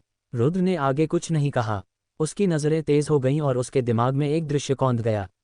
ये स्वर्गीय ज्वाला के 5 रूपों में से पहला रूप था, घमंडी और अज्ञानी। ये भाला ले। तेजपाल की निगाहें तेज हो गईं। अपना लंबा भाला थामे वह आगे बढ़ा और बेहद जंगली और दबंग मुद्रा में रुद्र पर हमला कर दिया। उसने एक ही पल में स्वर्ण युआन के 9 रूपों के सभी 9 रूपों को प्रकट कर दिया। भालों की परछाइयां एक दूसरे पर छा गईं, जिससे सुनहरे प्रकाश के पैटर्न का एक अराजक विस्तार पैदा हो गया जो एक विशाल ज्वार की तरह आगे बढ़ा, रुद्र को निगल जाने की धमकी दे रहा था। मूलतः तेजपाल की साधना रुद्र से ऊंची थी। अब धर्म कलाकृति धारण करके और इतनी तीव्रता से आक्रमण करके उसका आभामंडल प्रारंभिक सत्यसार क्षेत्र के साधकों को 3 फुट पीछे हटने पर मजबूर करने के लिए पर्याप्त था। इसीलिए उसने इतने आक्रामक और दबंग भाव से आक्रमण किया। हालांकि रुद्र की नज़र में यह पूरी तरह से मूर्खतापूर्ण था, क्योंकि जब तेजपाल आगे की ओर कूदा, हालांकि उसका आभामंडल प्रभावशाली था, उसने खुद को पूरी तरह से खोल दिया, जिससे उसकी छाती और पेट जैसे कई महत्वपूर्ण बिंदु दुश्मन के सामने आ गए। जब तक रुद्र उसके हमलों की परतों को तोड़ पाता, तब तक वह एक जोरदार प्रहार करने के लिए पर्याप्त होता। रुद्र की आंखें थोड़ी सिकुड़ गईं, क्योंकि वह मन ही मन भाले की रोशनी की दिशा और हमलों के कमजोर बिंदुओं का आकलन कर रहा था। उसका चेहरा काफी शांत लग रहा था। ये बच्चा फिर से यही चाल चल रहा है। रुद्र के शांत रूप को देखकर पास में खड़े असीम और सलीम के मुंह से खून निकलने लगा। इन दोनों को धुंधला धुंधला याद था कि जब पहली बार तेजपाल ने हमला किया था, तब भी रुद्र खतरे के सामने उतना ही शांत था, जिस वजह से उन्होंने उसका मजाक उड़ाया। लेकिन नतीजा ये हुआ कि उसने अप्रत्याशित रूप से तेजपाल को उड़ा दिया, जिससे उसे अपनी धर्म कलाकृति का इस्तेमाल करके पूरी ताकत से हमला करने पर मजबूर होना पड़ा। अब जबकि वह वही रणनीति दोहरा रहा था, हालांकि सलीम और अन्य लोगों को तेजपाल पर काफी भरोसा था, फिर भी उन्होंने अब रुद्र का मजाक उड़ाने की हिम्मत नहीं की। कौन जानता था कि वह बच्चा इस बार क्या चाल चलेगा। झेंग तियानवेई ने अपने असली सार का एक जबरदस्त इस्तेमाल कर लिया है और अब उसे फिर से भरने की तैयारी में है। अब वार करने का समय आ गया है। तभी रुद्र की आंखें चमक उठीं। उसने अपने हाथ में लंबा परशु हिलाया और उसके मन में एक दृश्य उभर आया। फिर उसका परशु उस दृश्य में दिखाई देने वाले व्यक्ति की तरह ही हिलने लगा। धधकती लौ लहरों को तोड़ती है। जिस क्षण परशु हिला, वह लगभग रुद्र के दिमाग में नाच रही आकृति के समान था। लंबा परशु हवा में चीरता हुआ दिखाई दिया। आग की रोशनी ब्लेड पर टिमटिमा रही थी और एक ज्वाला भड़क उठी, टूटती लहरों के वेग के साथ आगे बढ़ती हुई, शून्य को चीरती हुई। जहां भी ज्वाला पहुंचती सुनहरी रोशनी बिखरने लगती, मानो समुद्र की लहरें धधकती आग में भस्म हो रही हों। आकाश में धधकती लपटें गूंज रही थीं। तेजपाल द्वारा लगातार छोड़े जा रहे स्वर्ण युआन के 9 रूप एक विशाल ज्वार की तरह थे, जिसमें सब कुछ निगल जाने की क्षमता थी। भाले की रोशनी की धारियां भयानक लहरों के भीतर बिजली की तरह चमक रही थीं, जो समय समय पर चमकती रहती थीं और दुश्मन पर घातक प्रहार करने के लिए तत्पर रहती थीं। हालांकि धधकती आग की लपटों के नीचे उस जबरदस्त हमले की गति धीमी पड़ गई। आग की प्रचंड धारा सब कुछ भस्म कर देने में सक्षम लग रही थी। स्वर्णिम सार नंगी आंखों से दिखाई देने वाली गति से जल रहा था। लपटों से साफ किए गए अग्निपथ के नीचे धधकती आग एक ब्लेड की तरह बलपूर्वक एक दरार को चीरती हुई भाले की रोशनी की धारियों को चकनाचूर कर रही थी। इस तीव्र टक्कर से हवा कांप उठी। टकराना, सुनहरी रोशनी कांपती हुई दिखाई दी और भाले की रोशनी की एक लकीर बिखर गई। रुद्र अपना लंबा परशु पकड़े हुए सचमुच लहरों को चीरता हुआ आगे बढ़ा। परशु हवा को चीरता हुआ आगे बढ़ते हुए एक अदम्य गति के साथ तेजपाल की ओर प्रहार कर रहा था। उसकी चाल और उसकी आभा स्वर्गीय ज्वाला के 5 रूपों में से पहले रूप के आरेख के लगभग समान थी। तेजपाल के हमले के साथ इसमें सचमुच धधकती ज्वाला लहरों को चीरती है का स्वाद था। आग की एक चमक चमकी जो तेजपाल के स्वर्ण युआन के 9 रूपों को तोड़ते हुए सीधे उसकी ओर आ गिरी। वाह! आग की रोशनी आने से पहले ही झुलसा देने वाली हवा का प्रवाह और ब्लेड जैसी लपटों से उत्पन्न आभा पहले से ही चौंकाने वाली थी। कितनी शक्तिशाली आभा थी! तेजपाल का दिल उछल पड़ा। उसने गौर से सामने देखा, उसके चेहरे पर आश्चर्य के भाव थे। उसने कभी उम्मीद नहीं की थी कि प्रतिद्वंद्वी का हमला इतना जोरदार होगा। पल भर में उसने उसके स्वर्ण युआन के 9 रूपों को भेद दिया। ये कैसे संभव हुआ? वह एक धर्म कलाकृति का उपयोग कर रहा था और एक साधक था जो ऊर्जा प्रवाह स्तर के महान सफलता चरण तक पहुंच गया था। हालांकि इससे पहले कि तेजपाल कुछ और सोच पाता, रुद्र पहले ही विशाल लहरों को तोड़कर आगे बढ़ चुका था और अपना परशु थामे हुए था। स्विश! लंबे फरसे ने वार किया, जिसके ब्लेड पर 3 फुट लंबी लपटें चमक रही थीं, मानो आग का ब्लेड तेजपाल के कंधे की ओर वार कर रहा हो। झेंग तियानवेई की नजरें धुंधली पड़ गईं। लापरवाही बरतने की हिम्मत न करते हुए उसने जल्दी से अपना भाला क्षैतिज रूप से पकड़कर रोक दिया। झनकार! भाले और परशु आपस में टकराए, हवा में टकराए और एक चमकदार रोशनी पैदा हुई। उसकी तीखी आवाज चौंकाने वाली थी, जिसने चारों ओर से सबकी निगाहें खींच लीं। सब चौंक गए। इससे पहले कि वे समझ पाते कि रुद्र ने रास्ता कैसे काट दिया, दोनों में सीधी भिड़ंत हो चुकी थी। वाह! आग की रोशनी हर जगह बिखर गई और हवा जोर से कांप उठी। बैंगनी आग की रोशनी ने सुनहरी रोशनी को पूरी तरह से अपने में समेट लिया। हालांकि तभी सभी ने तेजपाल के शरीर को कांपते हुए देखा और एक शक्तिशाली प्रहार से वह पीछे की ओर उड़ गया और मुंह से ताज़ा खून थूक दिया। प्रहार! झेंग तियानवेई ने बचे हुए प्रभाव को दूर करने के लिए अपने असली सार को तेजी से प्रसारित किया। हालांकि जमीन पर उतरते समय वह अभी भी शक्तिशाली बल से हिल रहा था। जमीन पर 7 झांक तक फिसला, फिर आखिरकार कुछ कदम लड़खड़ाते हुए जमीन पर 3 इंच गहरे पैरों के निशान छोड़ते हुए खुद को स्थिर किया। उसके सामने उसके पैरों के लंबे निशान थे। उसका हमला इतना शक्तिशाली कैसे हो सकता है? तेजपाल की आंखें थोड़ी धुंधली थीं और उसकी क्यूई और रक्त उसके भीतर उमड़ रहे थे। वह शून्य भाव से सामने देख रहा था। उसके हृदय में एक भयानक लहर उठ रही थी। वह बुदबुदाया, क्या उसने स्वर्ग स्तरीय मार्शल आर्ट की साधना की है? नहीं, ये सही नहीं है। ये रूप पृथ्वी स्तरीय मार्शल आर्ट जैसा लगता है, स्वर्ग स्तरीय तो बिल्कुल नहीं। क्या ऐसा हो सकता है कि क्षतिग्रस्त कलाकृति ने इस चाल की शक्ति को कुछ बढ़ा दिया हो? वह क्षतिग्रस्त कलाकृति! अचानक तेजपाल की नज़र बदल गई और वह अपने सामने क्षतिग्रस्त कलाकृति को गौर से देखने लगा। लगता है ये स्वर्गीय ज्वाला परशु क्षतिग्रस्त होने के बावजूद साधारण धर्म कलाकृतियों के बराबर नहीं है। ये देखकर कि उसने एक ही वार में तेजपाल के आक्रमण को तोड़ दिया था, रुद्र थोड़ा खुश हुआ। यह न केवल उसकी सटीक गणना क्षमता से संबंधित था, बल्कि स्वर्गीय ज्वाला परशु से भी बहुत जुड़ा था। वह महसूस कर सकता था कि स्वर्गीय ज्वाला के 5 रूपों को निष्पादित करने के लिए स्वर्गीय ज्वाला हॉलबर्ट का उपयोग करने से उसे इस मार्शल आर्ट सेट की शक्ति को पूरी तरह से उन्मुक्त करने की अनुमति मिली। झेंग तियानवेई, ये लो! पिछले प्रहार ने रुद्र की लड़ाकू भावना को प्रज्वलित कर दिया। उसने एक कदम आगे बढ़कर तेजपाल पर अपने लंबे फरसे से वार किया।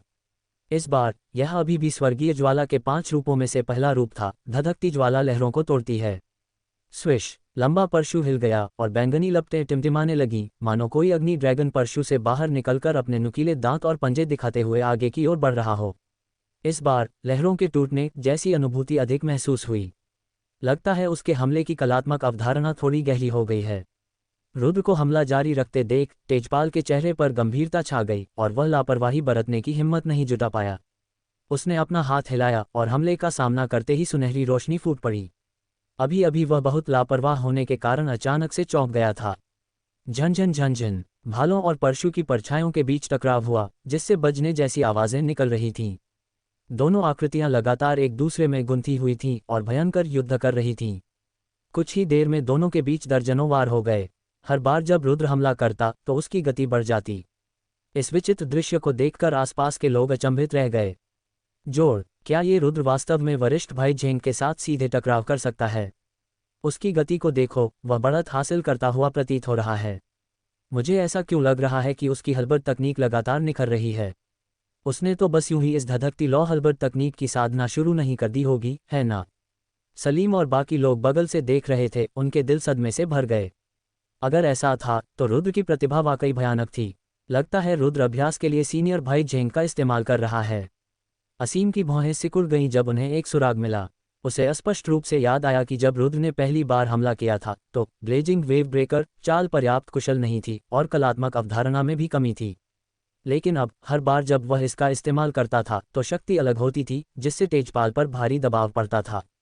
सीखना शुरू करते ही किसी से लड़ने में सक्षम होना, ये प्रतिभा। पास ही कुछ शिष्य जो रुद्र को मूर्ख बनते देखने की तैयारी कर रहे थे और उसे लेवल 9 सार संग्रह सरणी मिलने से असंतुष्ट थे, गहरी सांस लेने से खुद को रोक नहीं पाए। रुद्र के हाथ में जो वस्तु थी वह धर्म कलाकृति थी या नहीं, मार्शल आर्ट की समझ में उसकी प्रगति को देखकर उसकी प्रतिभा सचमुच एक चौंकाने वाले स्तर पर पहुंच गई थी। आपको पता होना चाहिए कि रुद्र अभी भी इस मार्शल आर्ट की खेती करने के लिए अपने मेरिडियन को तोड़ रहा था। फिर भी पलक झपकते ही वह इस मार्शल आर्ट का इस्तेमाल करके किसी से भी लड़ सकता था। ऐसी प्रतिभा के साथ उसकी बराबरी कौन कर सकता था? एक पल के लिए किसी को भी रुद्र की प्रतिभा पर शक करने की हिम्मत नहीं हुई। सब लोग गंभीर भाव से चुपचाप युद्ध देख रहे थे। टकराना। चौड़ी नीली पत्थर की सड़क पर दो आकृतियां लगातार टकरा रही थीं, जिससे सुनहरा प्रकाश फूट रहा था जो आकाश को चकाचौंध और आंखों को लुभाने वाला बना रहा था। इस समय तेजपाल पूरी तरह से सुनहरी रोशनी में लिपटा हुआ था। ध्यान से देखने पर कोई भी उसके शरीर की रक्षा करते हुए सुनहरे पैटर्न को देख सकता था, जो स्पष्ट रूप से रक्षात्मक तकनीक गोल्डन पैटर्न वीव को सक्रिय कर रहा था। हालांकि प्रचंड बैंगनी अग्नि प्रवाह के नीचे तेजपाल के हृदय में अभी भी एक कंपन महसूस हो रहा था, मानो उसकी स्वर्णिम पैटर्न बुनाई की रक्षा किसी भी क्षण भस्म होने के संकेत दे रही हो। इस क्षण उसने अंततः दोषरहित मार्शल आत्मा की असाधारण प्रकृति का अनुभव किया। जैसा कि कहावत है, सच्चा सोना आग से नहीं डरता, लेकिन रुद्र की सच्ची आग बेदाग थी। अनगिनत तपन से संघनित हर रेशा, अशुद्धता का नामो निशान नहीं, वह आग का सच्चा सार था। हालांकि तेजपाल का स्वर्ण आध्यात्मिक शरीर मूल्य केवल 40% था और उसने जो स्वर्ण मूल क्यूई अवशोषित और संघनित की थी वह मूल रूप से अशुद्ध थी। अशुद्ध स्वर्ण मूल क्यूई द्वारा निर्मित रक्षा सच्ची अग्नि के प्रभाव का सामना कैसे कर सकती है? ये शारीरिक बनावट में अंतर था। निर्दोष मार्शल आत्मा सचमुच असाधारण है। तेजपाल की भौहें तन गईं। इस क्षण उसे अंततः निर्दोष मार्शल आत्मा की असाधारण प्रकृति का एहसास हुआ। उसकी वह टूटी हुई कलाकृति भी साधारण नहीं है। रूम टूटे हुए हैं, फिर भी वह बिना जुड़े इतनी शक्ति प्रकट कर सकती है। झेंग तियानवेई की अभिव्यक्ति गंभीर थी। इस मारपीट के बाद उसे रुद्र के बारे में कुछ समझ प्राप्त हुई। प्रतिद्वंद्वी की दोषरहित मार्शल आत्मा द्वारा उत्सर्जित सच्ची अग्नि अत्यंत भयावह थी। यदि उसके हाथ में धर्म कलाकृति न होती तो उसे अपनी मध्य अवस्था की सच्ची सार साधना में भी लाभ प्राप्त करने में कठिनाई होती। यही कारण था कि रुद्र द्वारा स्वर्गीय ज्वाला पल का प्रयोग करने और 5 स्वर्गीय ज्वाला रूपों की चालें चलाने के तुरंत बाद स्थिति बदल गई। धधकती लहरें तोड़ने वाला ये पहला रूप आखिरकार लगभग पूर्ण हो गया है। बार बार युद्ध करने के बाद रुद्र को धधकती लहरें तोड़ने वाला चाल की कुछ समझ आ गई थी। इस चाल के लिए बस एक शब्द समझना जरूरी था, तोड़ो। हर चीज को तोड़ने के लिए पूरी शक्ति का इस्तेमाल करो। जब तक सार को समझा जा सके तब तक न केवल विशाल लहरों को बल्कि पहाड़ों को भी एक ही परशु के प्रहार से चीरा जा सकता था। अब इसे खत्म करने का समय आ गया है। सार समझ लेने के बाद रुद्र की नज़र अचानक तेज हो गई। अपने लंबे फरसे की एक चाल के साथ वह आगे की ओर कटा। इतना ही नहीं, उसका पूरा शरीर भी आगे की ओर बढ़ा। वह व्यक्ति फरसे के पीछे पीछे चल रहा था और फरसा उसकी इच्छा के अनुसार चल रहा था। ये परशु का प्रहार अत्यंत शक्तिशाली था। लपटें इतनी जोरदार थीं मानो सब कुछ चीर डालने में सक्षम हो। हालांकि परशु का ब्लेड टूट गया था, फिर भी उसमें एक अदम्य गति थी। तेजपाल को ऐसा लगा जैसे उसका पूरा शरीर आग की धारा में लिपट गया हो। उसके हाथ में पकड़े लंबे भाले से निकलती सुनहरी रोशनी उस गति का सामना नहीं कर पा रही थी। अरे, ये टूटा हुआ परशु किसी धर्म कलाकृति जितना आसान तो नहीं है। तेजपाल की भौहें सिकुड़ गईं। वह परशु को रोकने के लिए सिर्फ अपने भाले से ही उसे रोक सकता था। झनकार, भाले और परशु की टक्कर से एक तीखी आवाज गूंजी। परशु की रोशनी सुनहरे भाले की रोशनी में पूरी तरह डूब गई। टक्कर के बिंदु पर तुरंत चमकदार चिंगारियां फूट पड़ीं। तेजपाल ने भाले के तने में एक जबरदस्त ताकत महसूस की। उसके हाथ का बाग जैसा मुंह कांप उठा और फट गया। प्रहार प्रहार, उस भारी बल के प्रभाव में तेजपाल का शरीर पीछे की ओर उड़ गया और जोर से जमीन पर गिर पड़ा। झनकार, उसी समय उसके हाथ में पकड़ा हुआ लंबा भाला एक कर्कश ध्वनि के साथ जमीन पर गिर पड़ा। स्विश, जैसे ही तेजपाल जमीन पर उतरा, उसने आगे रोशनी और परछाई की एक चमक देखी। एक आकृति तेजी से ऊपर आए और उसके तुरंत बाद एक झुलसा देने वाली आभा लिए हुए एक परशु उसकी गर्दन पर दबा दिया गया। उस गर्मी के संकेत से उसका दिल जोरों से धड़कने लगा और अचानक उसके पूरे शरीर में ठंडक दौड़ गई। हाँ, तेजपाल ने धीरे से अपना सिर उठाया। उसका चेहरा बेबसी से भर गया। उसके सामने हरे रंग के डिजाइन वाले सफेद लबादे में एक आदमी खड़ा था। उसकी गहरी आंखें बेहद तीखी थीं, जो उसे तिरस्कार भरी नजरों से घूर रही थीं। ये दृश्य उसके पहले वाले दृश्य से कितना मिलता जुलता था। अब तो वह एक ऐसा व्यक्ति बन गया था जिसे नीची नज़र से देखा जाने लगा था। तुम हार गए, रुद्र ने लंबी परशु पकड़ी और तेजपाल की ओर उदासीनता से देखते हुए कहा। मैं हार गया। तेजपाल की आंखों में उलझन की एक लकीर उभर आई। उसकी आंखें झपक गईं। वह जवाब देना चाहता था लेकिन कुछ कह नहीं पाया। यदि कोई कहता है कि रुद्र ने धर्म कलाकृति के कारण जीत हासिल की, तो प्रतिद्वंद्वी के पास केवल एक टूटी हुई कलाकृति थी और इसके अलावा वह था जिसने सबसे पहले धर्म कलाकृति का उपयोग किया था। साधना के मामले में वह रुद्र से एक छोटा सा क्षेत्र ऊंचा था। हालांकि तेजपाल अनिच्छुक था, फिर भी वह अपने अभिमान को निगल सकता था। मुझे भविष्य में फिर कभी छोटी बहन डुआन को धमकाते हुए मत देखना, वरना मैं बिल्कुल भी पीछे नहीं हटूंगा। रुद्र का चेहरा ठंडा था। उसके सीधे शब्दों में एक निर्विवाद स्वर था। ये स्पष्ट था कि अगर तेजपाल ने अगली बार फिर से अपमान करने की हिम्मत की, तो परिणाम निश्चित रूप से ऐसा नहीं होगा। इस बार खुद को ताकतवर समझो। रुद्र द्वारा इतनी ठंडी और तीखी आवाज में डांटे जाने पर तेजपाल एक पल के लिए गुस्से और शर्मिंदगी से भर गया। उसने दांत पीस लिए। उसका चेहरा भयावह था। रुद्र को घूरने के बाद उसने जमीन पर पड़ा लंबा भाला उठाया और जाने के लिए उठ खड़ा हुआ। चलो चलें, तेजपाल ने असीम और दूसरे व्यक्ति को पुकारा और जाने की तैयारी करने लगा। क्या हम ऐसे ही चले जाएंगे? असीम और सलीम उसके पास गए, तेजपाल की ओर देखते हुए, जिसके लंबे बाल बिखरे हुए थे और मुंह के कोने पर खून लगा था। उन्होंने कुछ अनिच्छा से कहा, अगर हम ऐसे ही उदास होकर चले जाएंगे तो भविष्य में न्यूकमर पीक पर कैसे घूम पाएंगे? मैं इसे देर सवेर वापस ले लूंगा। तेजपाल ने ठंडी सांस ली। रुद्र को ठंडी नजरों से घूरने के बाद वह मुड़ा और चला गया। यहाँ बहुत से लोग थे और गपशप का माहौल था। वह पहले ही हार चुका था। अगर वह उलझता रहा तो उसकी प्रतिष्ठा को नुकसान होगा, इसलिए तेजपाल का लड़ाई जारी रखने का कोई इरादा नहीं था। वरिष्ठ भाई रुद्र, मुझे नहीं लगता कि तेजपाल इसे आसानी से जाने देगा। तेजपाल के जाने के बाद संबा और प्रेम आगे बढ़े। ये ठीक है। रुद्र ने अपनी भौं को थोड़ा ऊपर उठाया, टूटे हुए परशु को स्वर्ग भक्षण टॉवर में डाल दिया और तेजपाल को दिल पर नहीं लिया। मैंने सुना है कि तेजपाल का एक बड़ा भाई है जिसका नाम जेंग तियांजियांग है, जो भी एक स्वर्ण आध्यात्मिक शरीर वाला है, लेकिन उसका आध्यात्मिक मूल्य 45% है। वह अब सच्चे सार के अंतिम चरण में प्रवेश कर चुका है।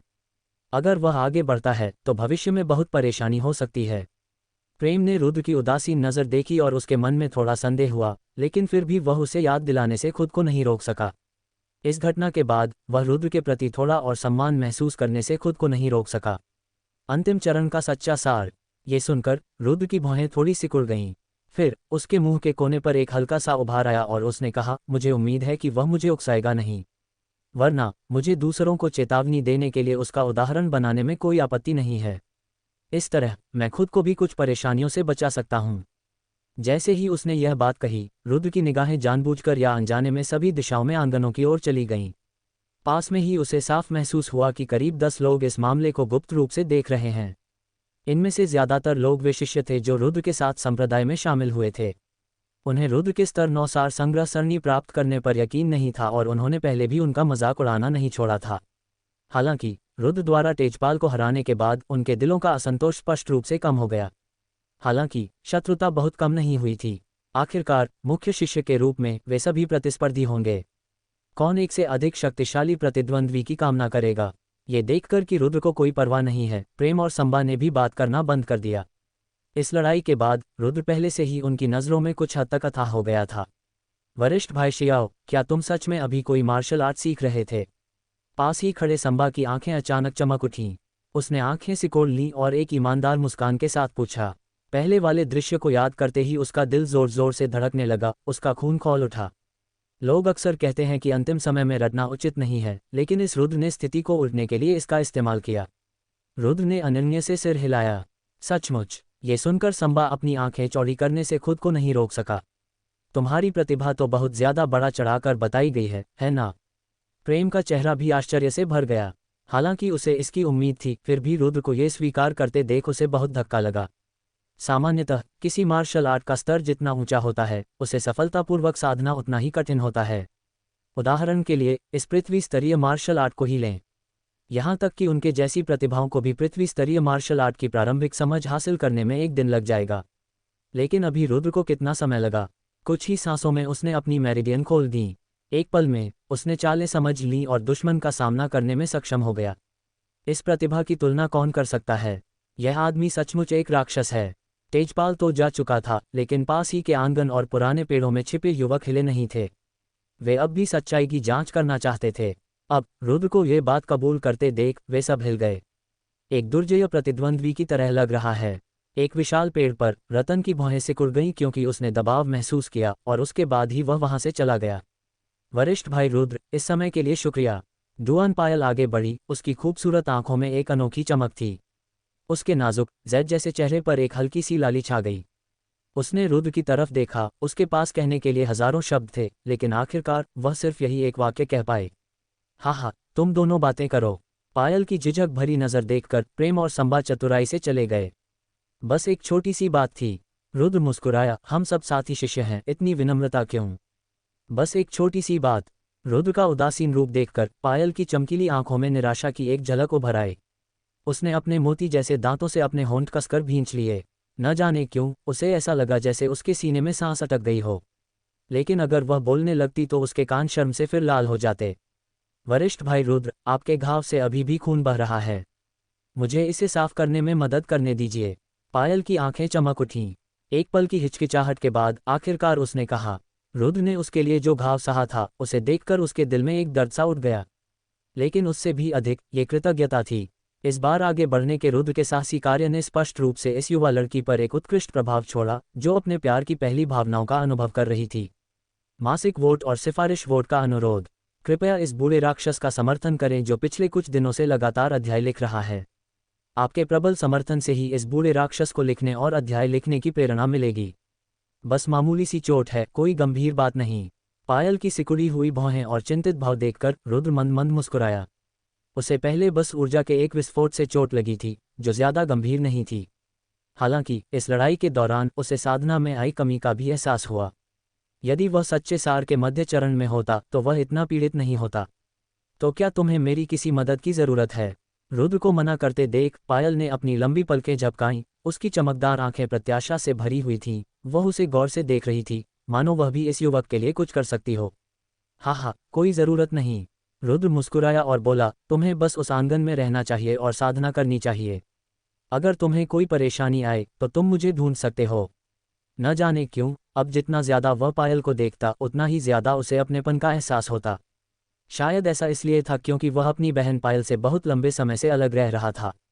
रुद्र ने मन ही मन सोचा, उन दिनों को याद करते हुए जब वह और उसकी बहन एक दूसरे पर निर्भर थे, उसे भावनाओं का दर्द महसूस हो रहा था। मुझे आश्चर्य है कि मेरी बहन के शरीर में ठंडी ऊर्जा कैसी है, रुद्र ने सोचा, चिंतन में खो गया। ओह! रुद्र को अचंभित देखकर पायल अपने होठों को भींचने से खुद को नहीं रोक पाई और आखिरकार हिम्मत जुटाकर पूछ ही बैठी, वरिष्ठ भाई रुद्र, आपने मेरी मदद क्यों की? उसकी चमकदार आंखें उलझन से भरी थीं क्योंकि वह रुद्र को गौर से देख रही थी। ये वह बात थी जिसके बारे में वह सोच रही थी। पहले की लड़ाई से ऐसा लग रहा था कि रुद्र ने जीतने के लिए काफी प्रयास किया था और काफी जोखिम भी उठाया था। इसके अलावा तेजपाल की पहचान साधारण नहीं थी। एक बाहरी व्यक्ति के लिए कौन किसी बुजुर्ग के रिश्तेदार को अपमानित करेगा? पायल के इस तरह पूछने पर रुद्र थोड़ा चौंक गया। उसके गंभीर भाव देखकर उसने आंखें सिकोड़ लीं, दूर तक देखा और धीरे से बोला, अगर तुम पूछ रही हो कि क्यों, तो शायद इसलिए कि मुझे तुम में और मेरी बहन में कुछ समानता दिख रही है।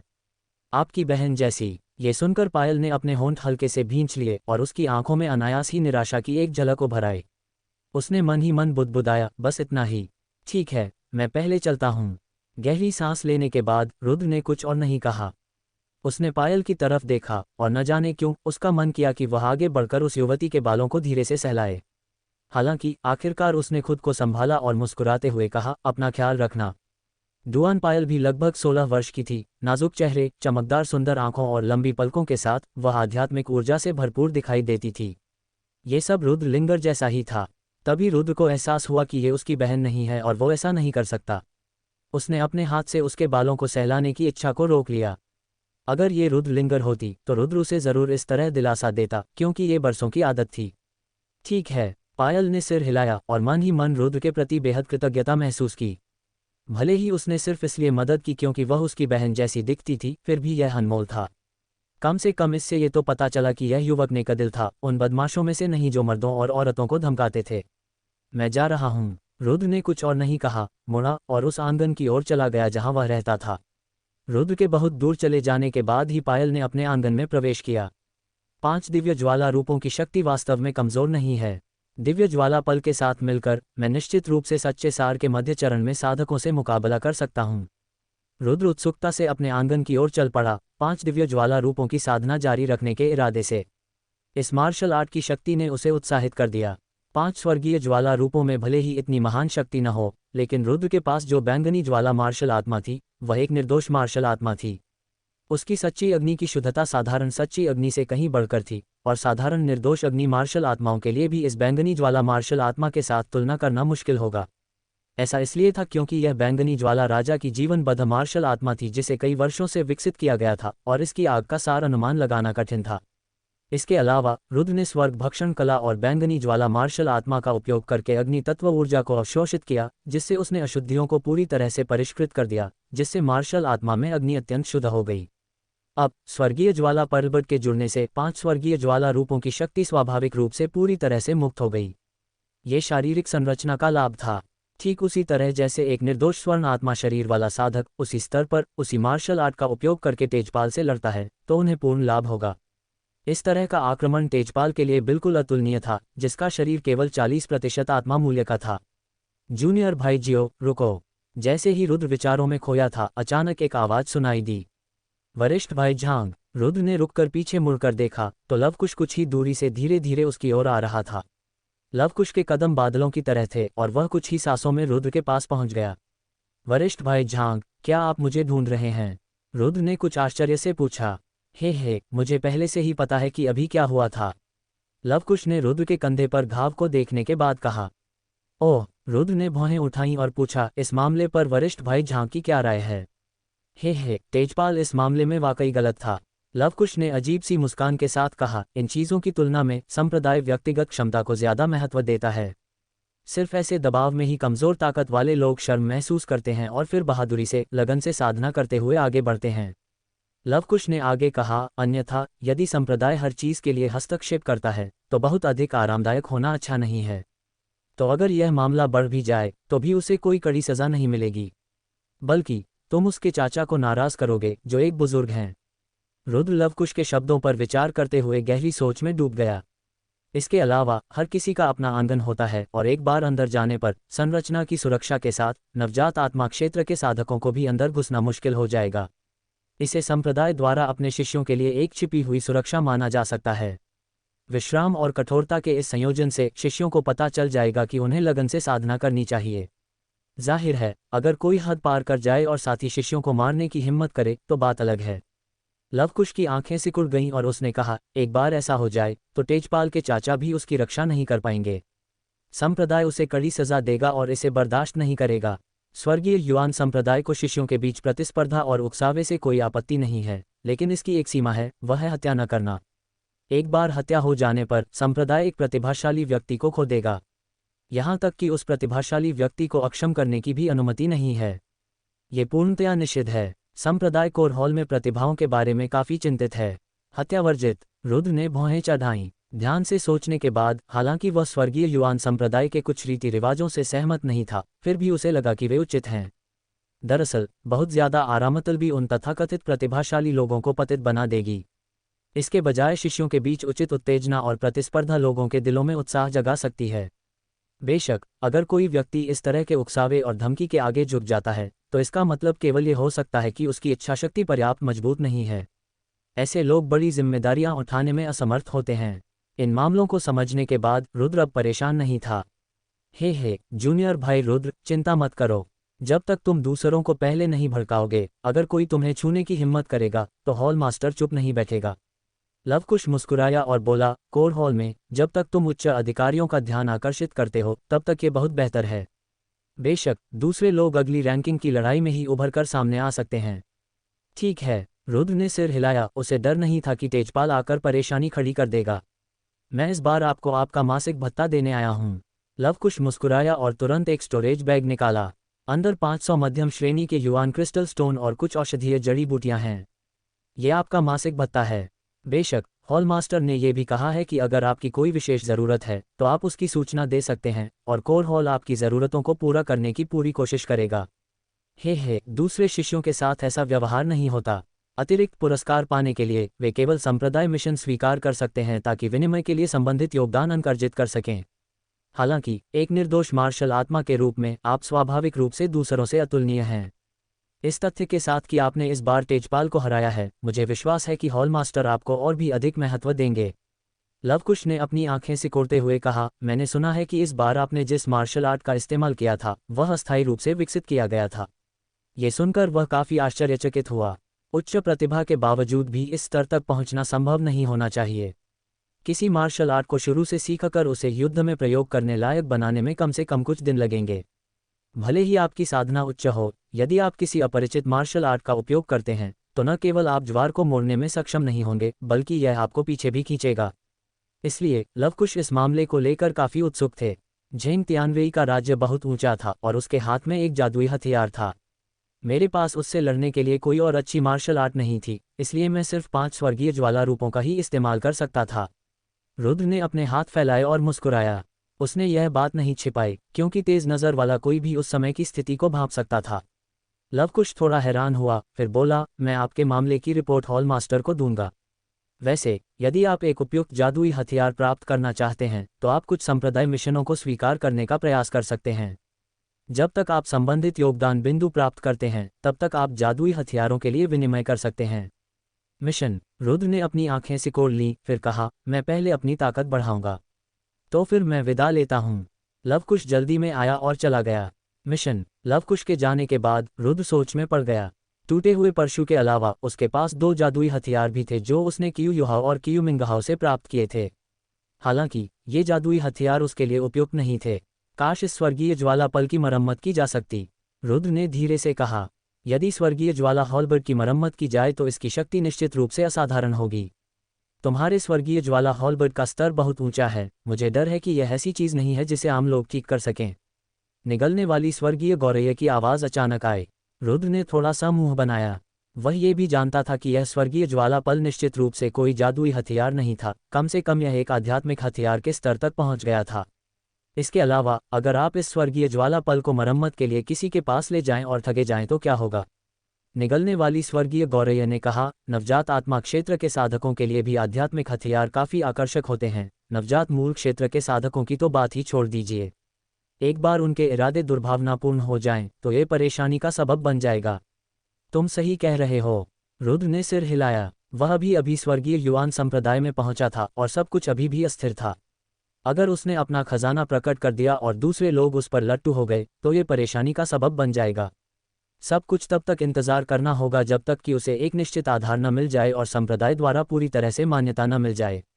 अपना सिर हिलाते हुए रुद्र अपने आंगन में चला गया। अपने जख्मों को कुछ देर तक साफ करने के बाद रुद्र सीधे मार्शल आर्ट प्रशिक्षण कक्ष में चला गया। उसकी मेहनती उपस्थिति देखकर उसकी सेवा करने वाली दोनों नौकरानियां अवाक रह गईं। ये पहली बार था जब उनका सामना ऐसे साधना प्रेमी से हुआ था। हालांकि वे काफ़ी खुश भी थे क्योंकि रुद्र ने उन्हें कई गोलियां दी थीं जो उनकी ताकत बढ़ाने के लिए काफ़ी थीं।